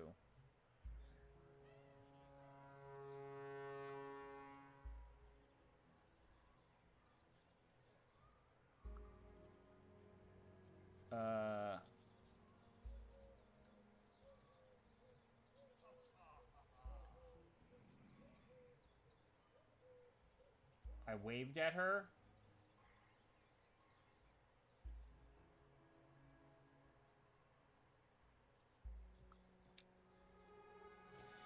Hi, Lisa, I waved at her. I think I saw relief in her eyes when she looked at me. Hi, Maya. I was worried you'd gotten yourself into trouble there. So, will you join us on the anti-logging protest tomorrow? She asked me after a while. Why are they logging in a national park? Yeah, seriously, why are they logging in a national park? Wait, what?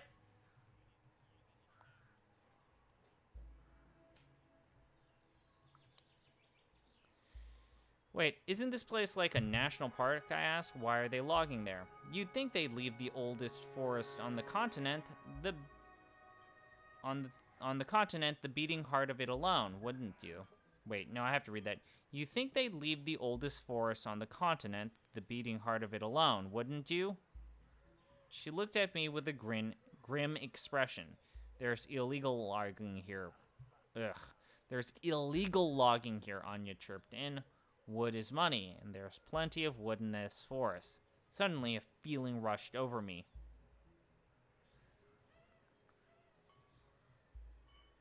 I was burning. I couldn't see the forest from here, but suddenly I felt very aware of its presence. I also felt something else deep in my stomach spreading through my veins. Anger, like a wave of heat coming from the heart of the ancient dark forest.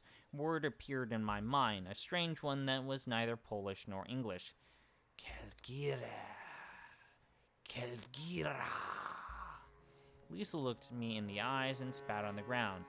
I'd eat those greedy bastards alive. I noticed Kim watching me. I felt like I was being watched when I looked up. I saw Kim observing me with a curious expression. We haven't been properly introduced, they said in a soft voice. What did they want? What? I snapped. You're looking at me in a funny way. I know you have strange dreams, they whispered. I suspect the forest is reaching out to you. They leaned closer to me. It runs in your blood. The words were like a punch to the gut. Trust me, I know. I don't want to use my last willpower. Man, but I want to know. This girl knows. Punk grandma knows that I'm a werewolf. Bullshit, I whispered back through clenched teeth. You know how stories work, they said. Looking me in the eyes. You'll figure it out. Suddenly, I felt confident. Okay. I felt a sudden surge of confidence. Progress goal, mystery. I wasn't making that up. There was something strange in my family history, and there were people who knew what was going on. Before I could ask more, Anya and Bartek approached, and Kim shook their head, silencing me. Meet us tomorrow at the logging site. They blew me a kiss, put their arm around Lisa, and walked away. We decided to leave as well. So Punk Grandma knows that I'm a werewolf. That's cool.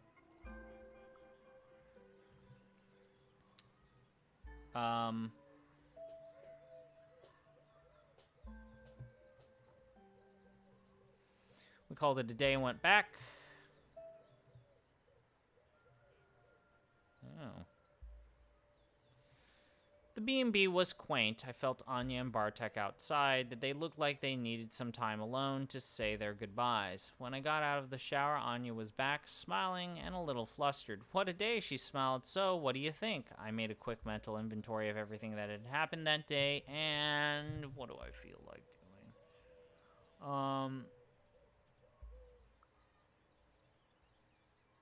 Yeah, I feel like the whole cutting down the forest is the big thing a werewolf would care about. I can't believe they're logging here. I shook my head. Isn't the forest on a UNESCO list or something? Yeah, I know. I want to check out this protest people were talking about. Maybe we could go there tomorrow. I remembered the scene at the shop. Remember the shop? The tension seems almost unnatural. I didn't think people in Poland normally pick fights so easily. Maybe they just envied Kim's style. Anya tried to joke, but she seemed worried.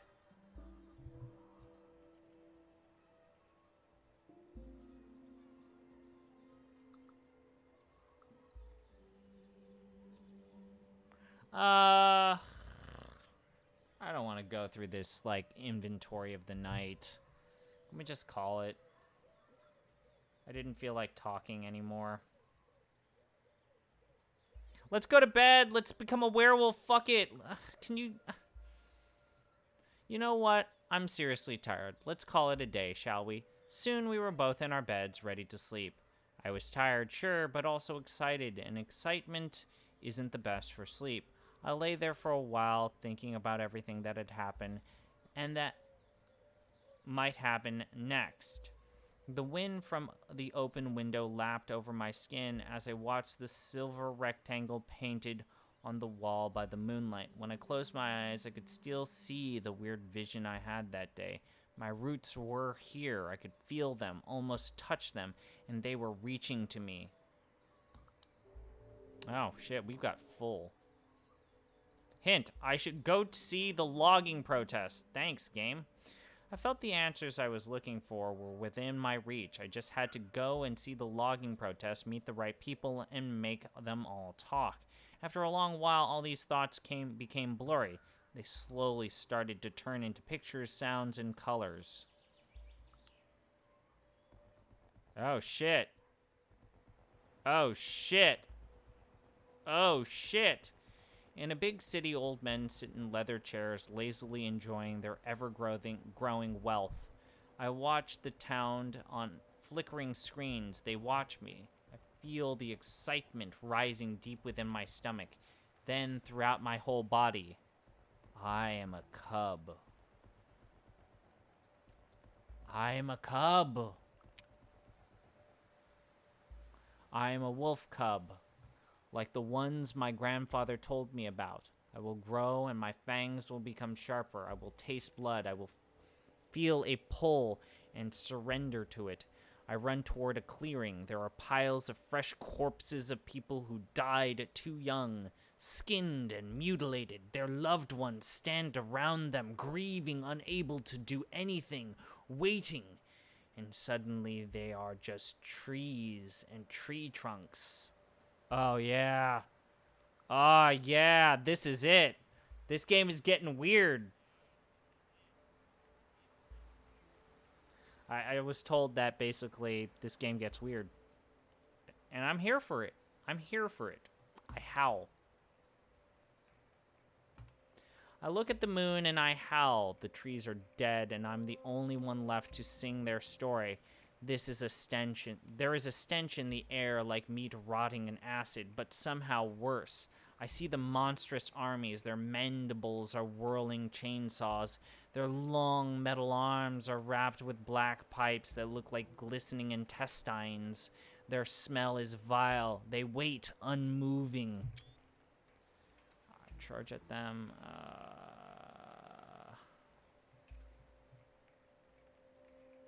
I turn to the force for answers.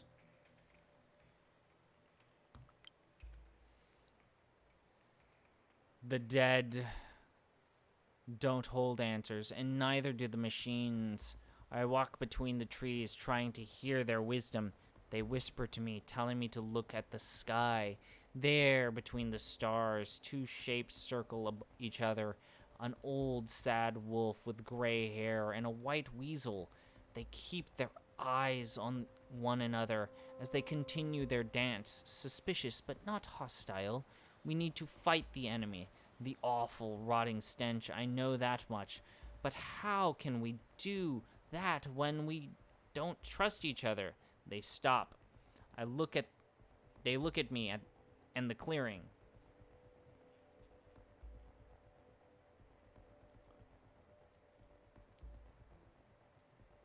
I jump toward them.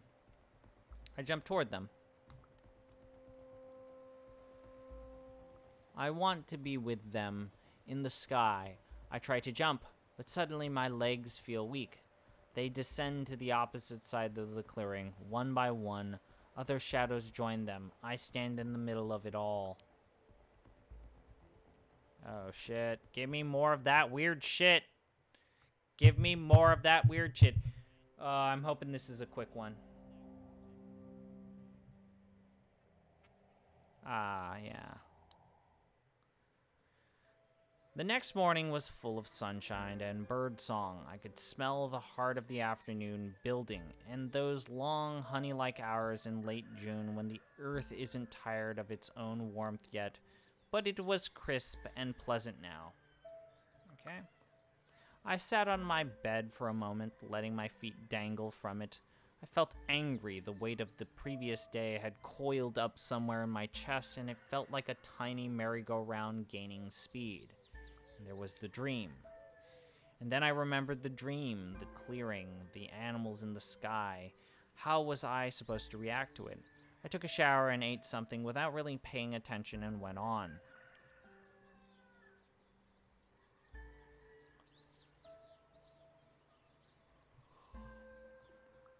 Yeah, let's go to the forest shit, right? I mean, I have to learn about my family, how we're werewolves. Oh yeah, this is art. This is art. I was so focused on my anger and the turmoil in my head that I didn't really care where I was going.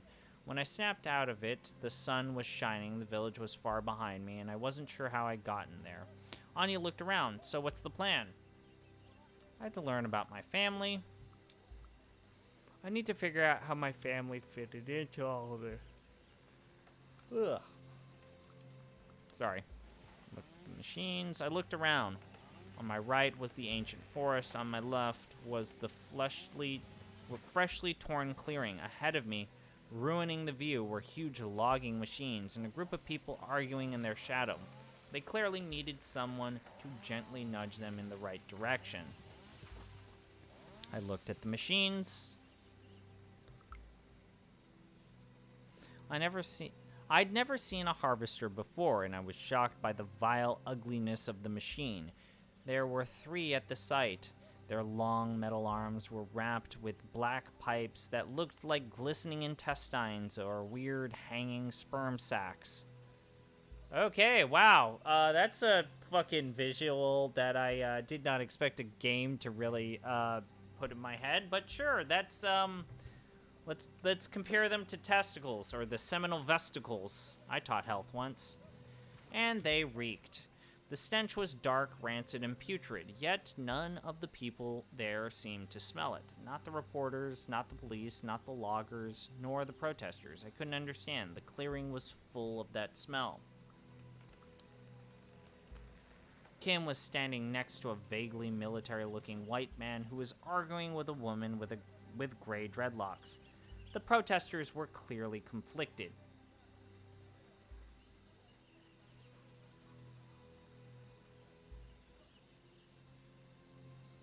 I wanted to know what it was all about. Curious about the reason for it all, I approached the protesters. One of the police officers, young and nervous, said something I didn't fully understand. I ignored him. I tried to walk past him. He stepped in my way and slowly assessed me. "Oh," he said, "you're one of them," and then just let me go. Then I noticed that someone joined us. And then I noticed that someone used the commotion to sneak with us past the police. A girl with disheveled, bleached-out hair. "Don't worry," she patted the officer on the arm. It was an awful pickup line anyways. He recoiled. You shouldn't touch me, ma'am." I rolled my eyes and wanted to say something, but I was interrupted. "Pat!" Some guy called her from the gathering. "Could you come here? I need you to show Olga that chart." She sighed, reaching to her backpack and taking out a tablet. "And they're at it again," she murmured under her breath, and winked at me. "Coming!" We went toward the activities. As I walked towards Kim, I heard more and more of the argument. "Olga, you can't," the man was speaking with a strong German accent. Pat stood next to him with her tablet. She looked a bit amused. "Do not fucking tell me what I can or can't do, Cornell," Olga interrupted. "I can because they are destroying our mother. I can fight with all the means at my disposal. even if that means burning those harvesters to the ground. A slender, green-eyed man was standing near her. He took a few steps back, went towards one of the harvesters, turned his back on all of us, and pissed on the machine. Olga smirked. Ah, Daniel, you know how to bring the point home. He looked at her confused. Okay. I'm guessing he doesn't have a lot of humanity as his stat. Burn the harvesters, Cornell asked calmly. Is this the drought? Is this drought? Olga, are you out of your mind? You know what I mean. We fight them with any way we can because this is a fucking war, she spat. He sighed. You've never seen a real war, and it shows. Nobody's shooting at us, and believe me, I want it to stay that way. I need a peaceful protest. I approached Kim. Hey, can we talk? I asked approaching Kim. Oh, Maya, darling, it's good to see you, they smiled. Maybe you'll be able to convince her. Oh, so I was to take a stand. I looked at them, both Olga with her fury and passion, Cornell with his cool professional demeanor, and shared without any reservations what I felt about the situation.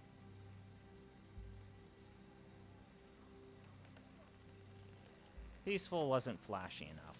I agree. Burn this shit to the goddamn ground. Fuck the capitalist scum.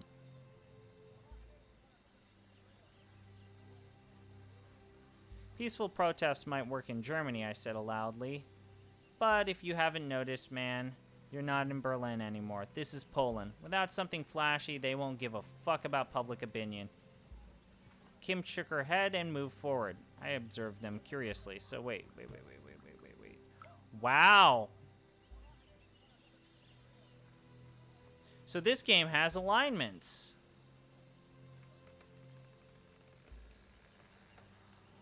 Oh, wow. Wow! This game does a really good job of emulating what it's like to actually play this game, like the actual tabletop game. This is not a complete character sheet. I'm playing a bard and I maxed out charisma, so that's a thing that I definitely did.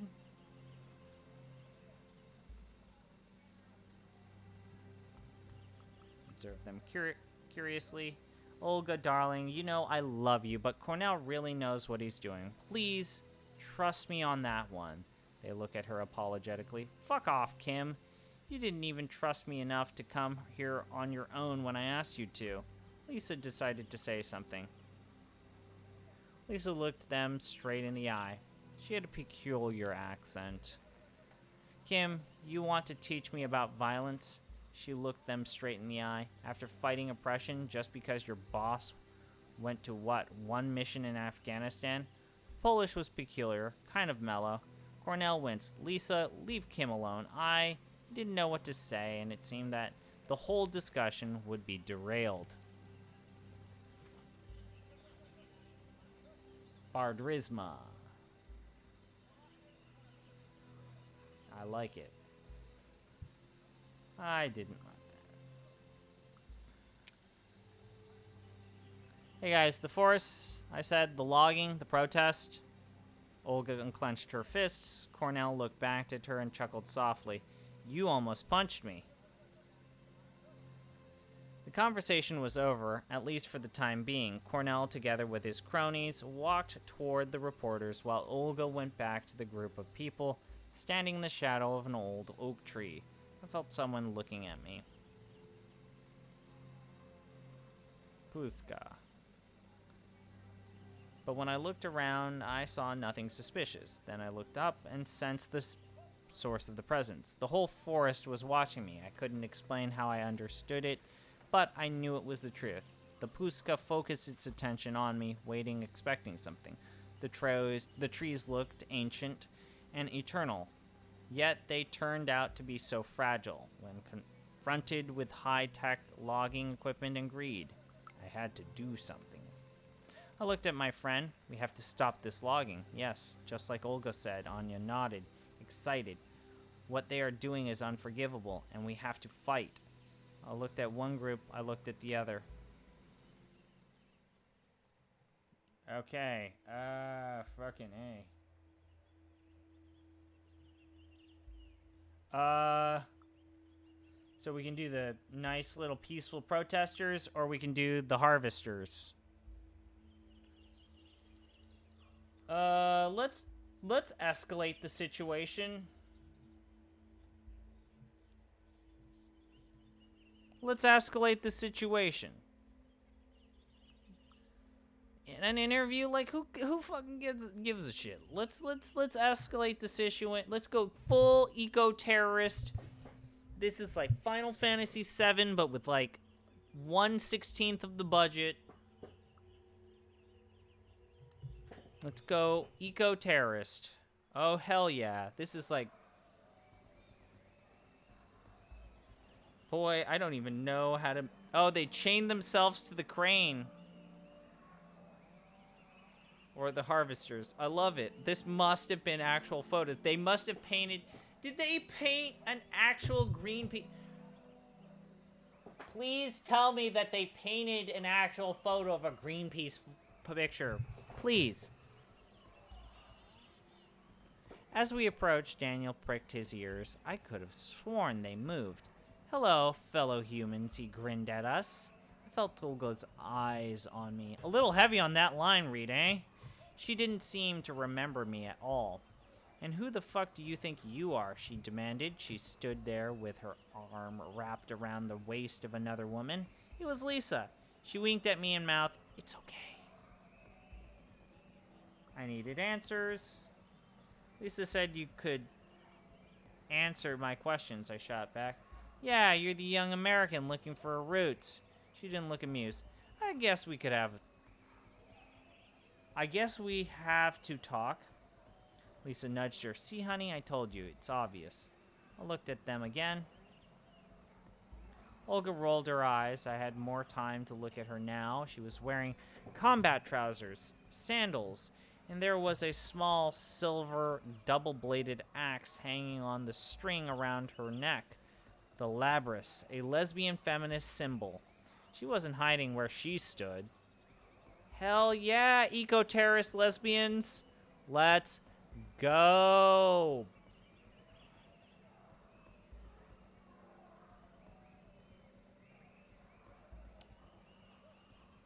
I wonder if this is going to end horribly for the protesters.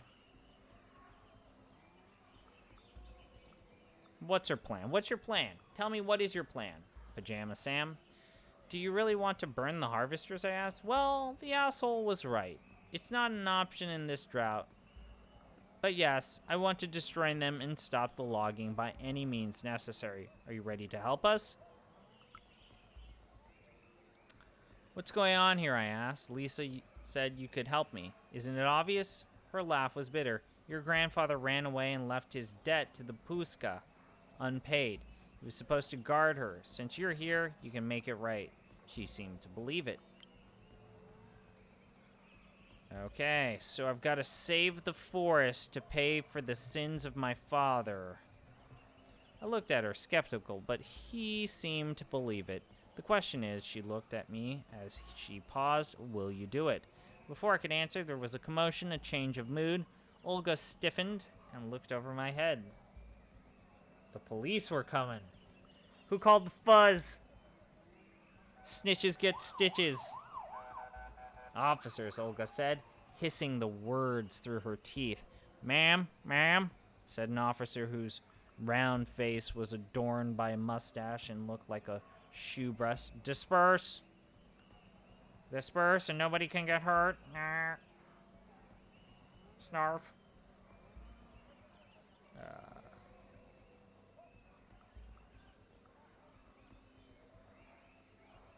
Yeah, I'm not easy to intimidate. I'm a werewolf. Oh, wow. This is like some Hugo Rivera poster. This is like some Hugo Chavez. I stood shoulder to shoulder with the other protesters as the officers started to approach. Disperse! Disperse! Disperse!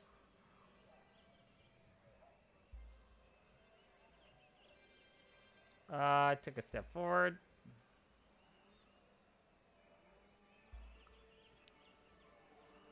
I could see their faces covered in sweat under their helmets. I could smell the stench of sweat from their bodies lingering in my nose and throat like a putrid, acidic mist. The activists started to back down. Suddenly, my head was surprisingly clear.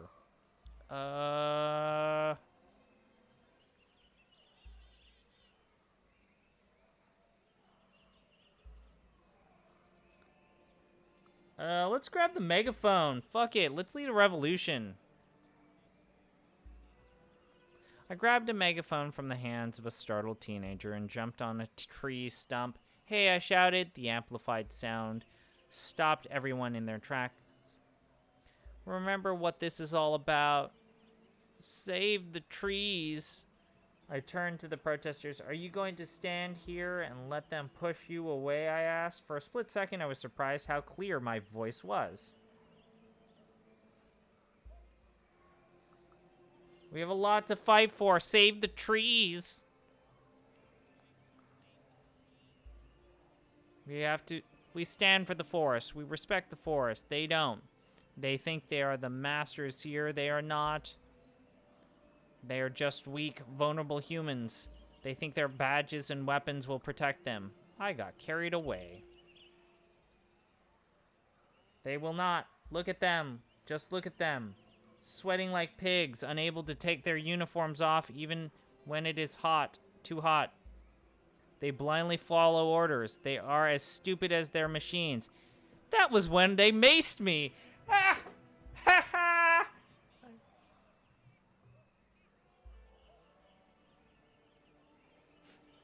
And then I lost 1 health point.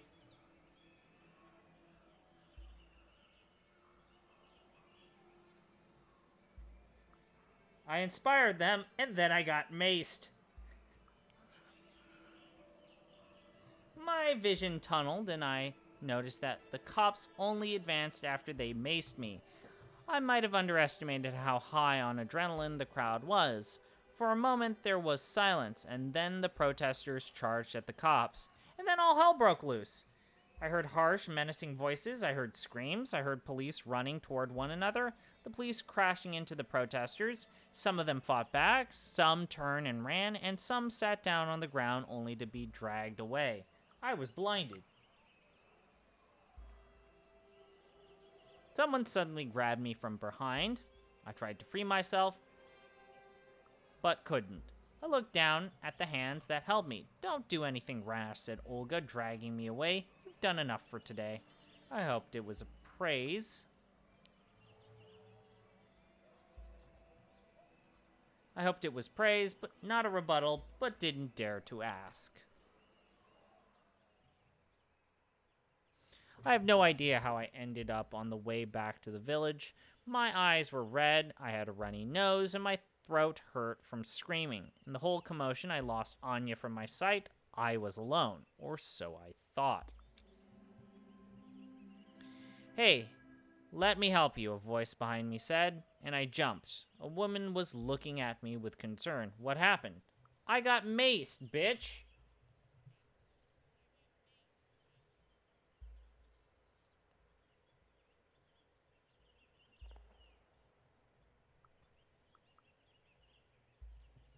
I got maced. She rummaged in her backpack, clearly prepared for such a situation. Here, she said, I have milk. You should wash your eyes. It works better than water. I walked slowly toward the village. We talked. Oh, wow, it's the press. The press is sympathetic.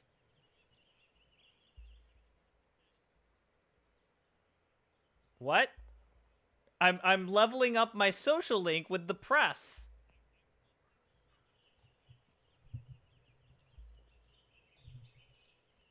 Huh. Okay, sure. I mean, this is weird. I kind of like this. I learned that she was an independent German reporter who come here from about a month ago. Her name was Erica. So why are you protesting the logging? She asked after a few minutes of small talk. It was my civic duties. It was my civic duty. I haven't been here for long, I answered angrily, but I've always learned that Poland is ruled by a far right-wing party who are total climate catastrophe denialists. I feel Polish, and I have a right to protest. I looked at her, and why are you asking? She looked at me with renewed interest. Do you know why they are cutting down the trees, she asked. Because do you know that logging is done by a government company, the state forests? The fuckers! I growled. Politicians are tainted. I hated the politicians. I hated them all. I say we take off and nuke them from orbit. I shook my head. Pretty radical, she snorted with laughter, but that destroyed the forest. Yeah, let's drop nuclear bombs on the politicians. That's not going to be bad for the environment. Erica reached for a notebook. It all started with spruce bark beetles. Erica looked into her notes and started explaining the whole situation. That year, the beetles' infestation was of catastrophic proportions, and the foresters decided that the only way to stop it and save the rest of the forest was cut down as many infested trees as fast as possible.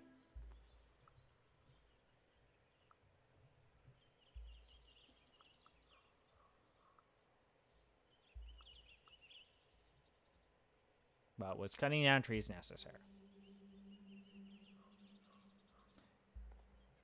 The foresters state that this is the only way, she said. Some biologists argue that they were cutting wrong trees and doing it too late to change anything. But was the logging legal? I wanted to know. Opinions differ, but such logging in a UNESCO-listed area might be illegal, Erica answered. Just remove the dead trees. Maybe if they removed the dead trees, the infestation wouldn't spread. I tried to find a solution. They might do that, but the dead trees are what make the forest unique, Erica smiled. There are 20 times more species living on a dead spruce tree than on an alive one. Couldn't they just leave the Puszka alone and let nature take its course, I asked. That's one of the options, Eric admitted, but there's a drought. That's not how that's spelled. And no one is sure if the forest would survive on its own. It was infuriating. Why couldn't she just answer my questions? Whose side are you on? I'm not using willpower on her ass.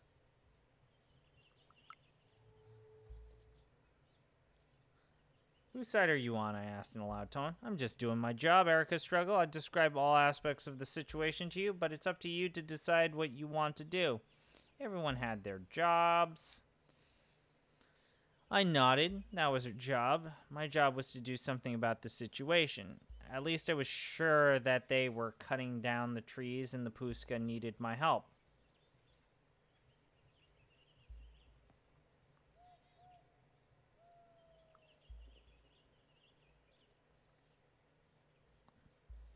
Ooh, I'm super inspiring. I can say this one.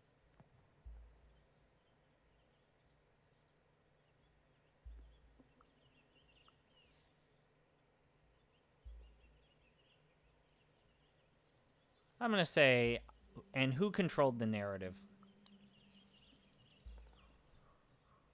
Who controls the narrative about the logging, I asked Erica. All the public media explained why it is necessary and legal, she answered. And that's why I want to help the protesters, I explained. They need to be heard. She looked skeptical.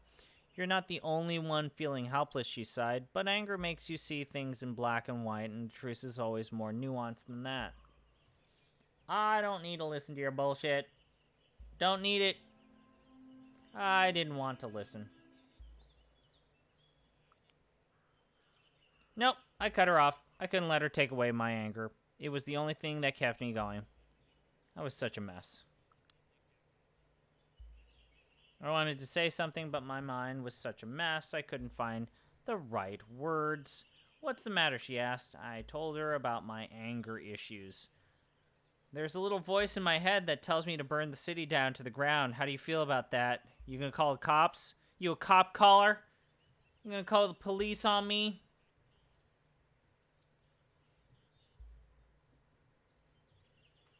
Yeah, let's go with that.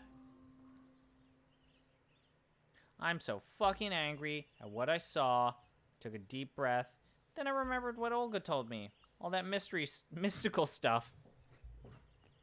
And they said I have some family debts to pay. Shook my head. It's a lot to take in. And there was the foul smell back there. She looked at me with a weird expression. What smell? She asked. The smell was not the point. You dumb. Of all the things I told you, you asked about a smell? I'm trying to understand what's going on here. Press is neutral now. She looked at me with a strange expression on her face, as though she wanted to say something and then thought better of it. She looked hurt.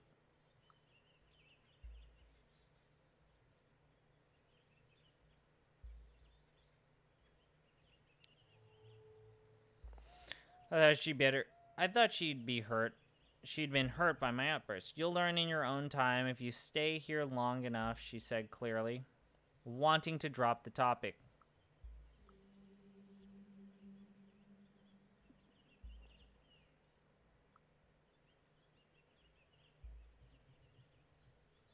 What did she mean?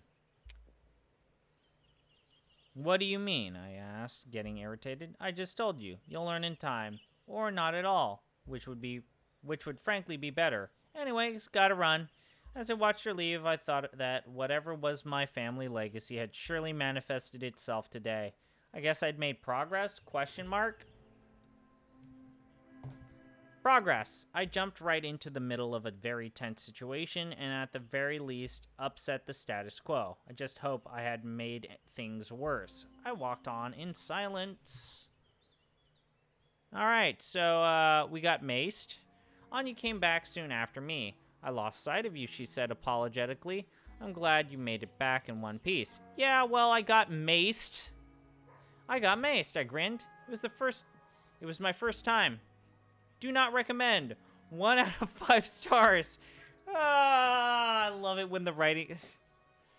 I got maced, I grinned. It was my first time. Don't recommend. 1 out of 5 stars. I gotta screen cap this. I'll live, I shrugged. I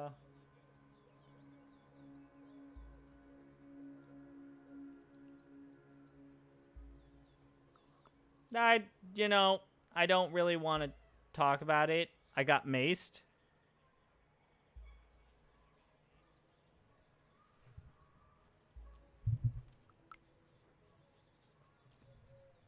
Just another day in town. We sat for a while in silence. You know, there's more to see here than the town, Anya said from her travel guide. This town, that town, this town, that town. Not going to pronounce these. Not going to try. Not even going to try. There's something interesting in every village. An open-air museum, some kind of folk university, the bison. Maybe you'd like to see something. So, one option, I didn't care. And 2, I couldn't see everything. How are these in any way, shape, or form different?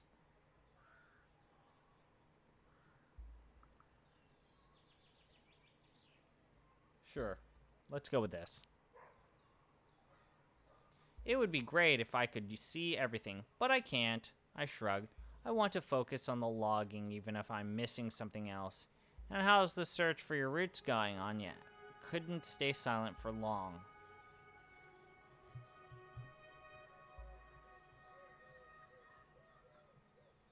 I shared what I learned. Anya is loyal. Anya! It seems that my ancestors lived around the forest for a long time, and there are some kind of debts to be paid. Wow, Anya looked impressed. Honestly, I'm not sure what to think. But if you need something, just let me know. I was tired. I just sat there looking through the window. The day'd been full on, and I was exhausted. I didn't notice when I fell asleep. Ah, shit, yeah, dog. Let's go. Full werewolf. Let's go. Full werewolf. I keep walking. I'm werewolf. I don't give no fucks. It's quiet now, yet I know deep down inside that something isn't right. I am werewolf. I was walking through the forest to the logging site. It was getting dark. The light seeps away as though there are millions of tiny punch holes in the sky through which it can escape. And then the darkness starts to pour in. Yeah, let's welcome the darkness into my soul. My heart is already a dark void of nothingness. It's thick, oily, snake-like. It wraps around my ankles, caresses my wrists, and then takes my hand and leads me to the site. It's full of maimed bodies. Yes! Dead bodies, let's eat flesh of the humans. They are all trees, fallen trees, still alive, still struggling for air.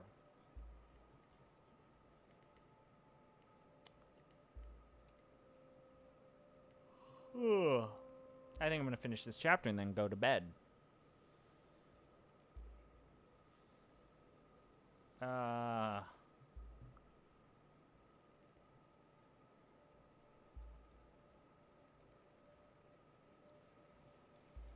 And there's the stench. I can smell them. The stench is dark, rancid, putrid. There are monsters at the edge of the forest. They have long skeletal arms. They are wrapped in glistening black intestines. And each arm has a wide, gaping mandible full of whirling blades. They snap at me blindly. Is this Gullah Gullah? Not Gullah Gullah Island. Is this Fern Gully? This is literally, this is Werewolf Fern Gully.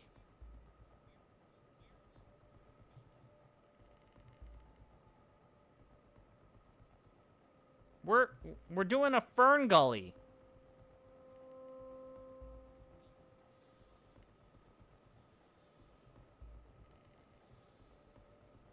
We gotta save the forest from Tim Curry as like Ivan Ooze dark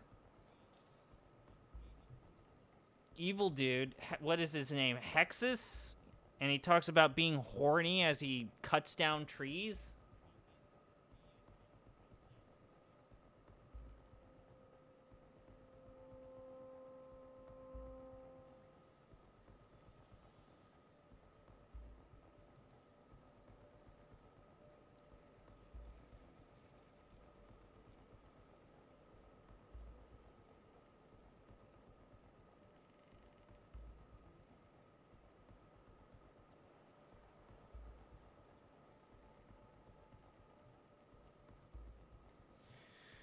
Alright, my friends stand by my side. Their eyes shine in the dark, and they are ready. They are angry. I can feel their rage merge with mine. I don't have to say anything. I lead the charge. The bard jumping into the battle. We clash with the shapes and start to destroy. We bite off heads and tear off arms. Oh shit, I got my health back. We are the stuff of legend. I gasped and bolted upright. I was alone. The sun was setting, and in the deep, red light, the room looked like it was bathed in blood. My pillow was on the ground, gutted, and the duvet was in shreds. The air was full of tiny feathers dancing in the draft from the window. What the fuck was going on? Well, first off, you're gonna lose the deposit on this B&B.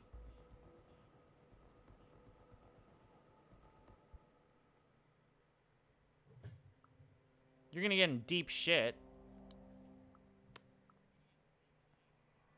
Okay, so first off, oh, we're only 40% of the way? Dude, this is long. Okay.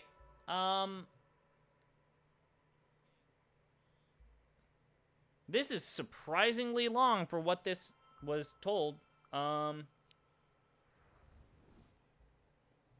Or I was warned. Uh, yeah, it's cool. I'm gonna do this at least one or two more times. This seems like an off day podcast stream thing. Not podcast, just some sort of stream thing. I like how it uses.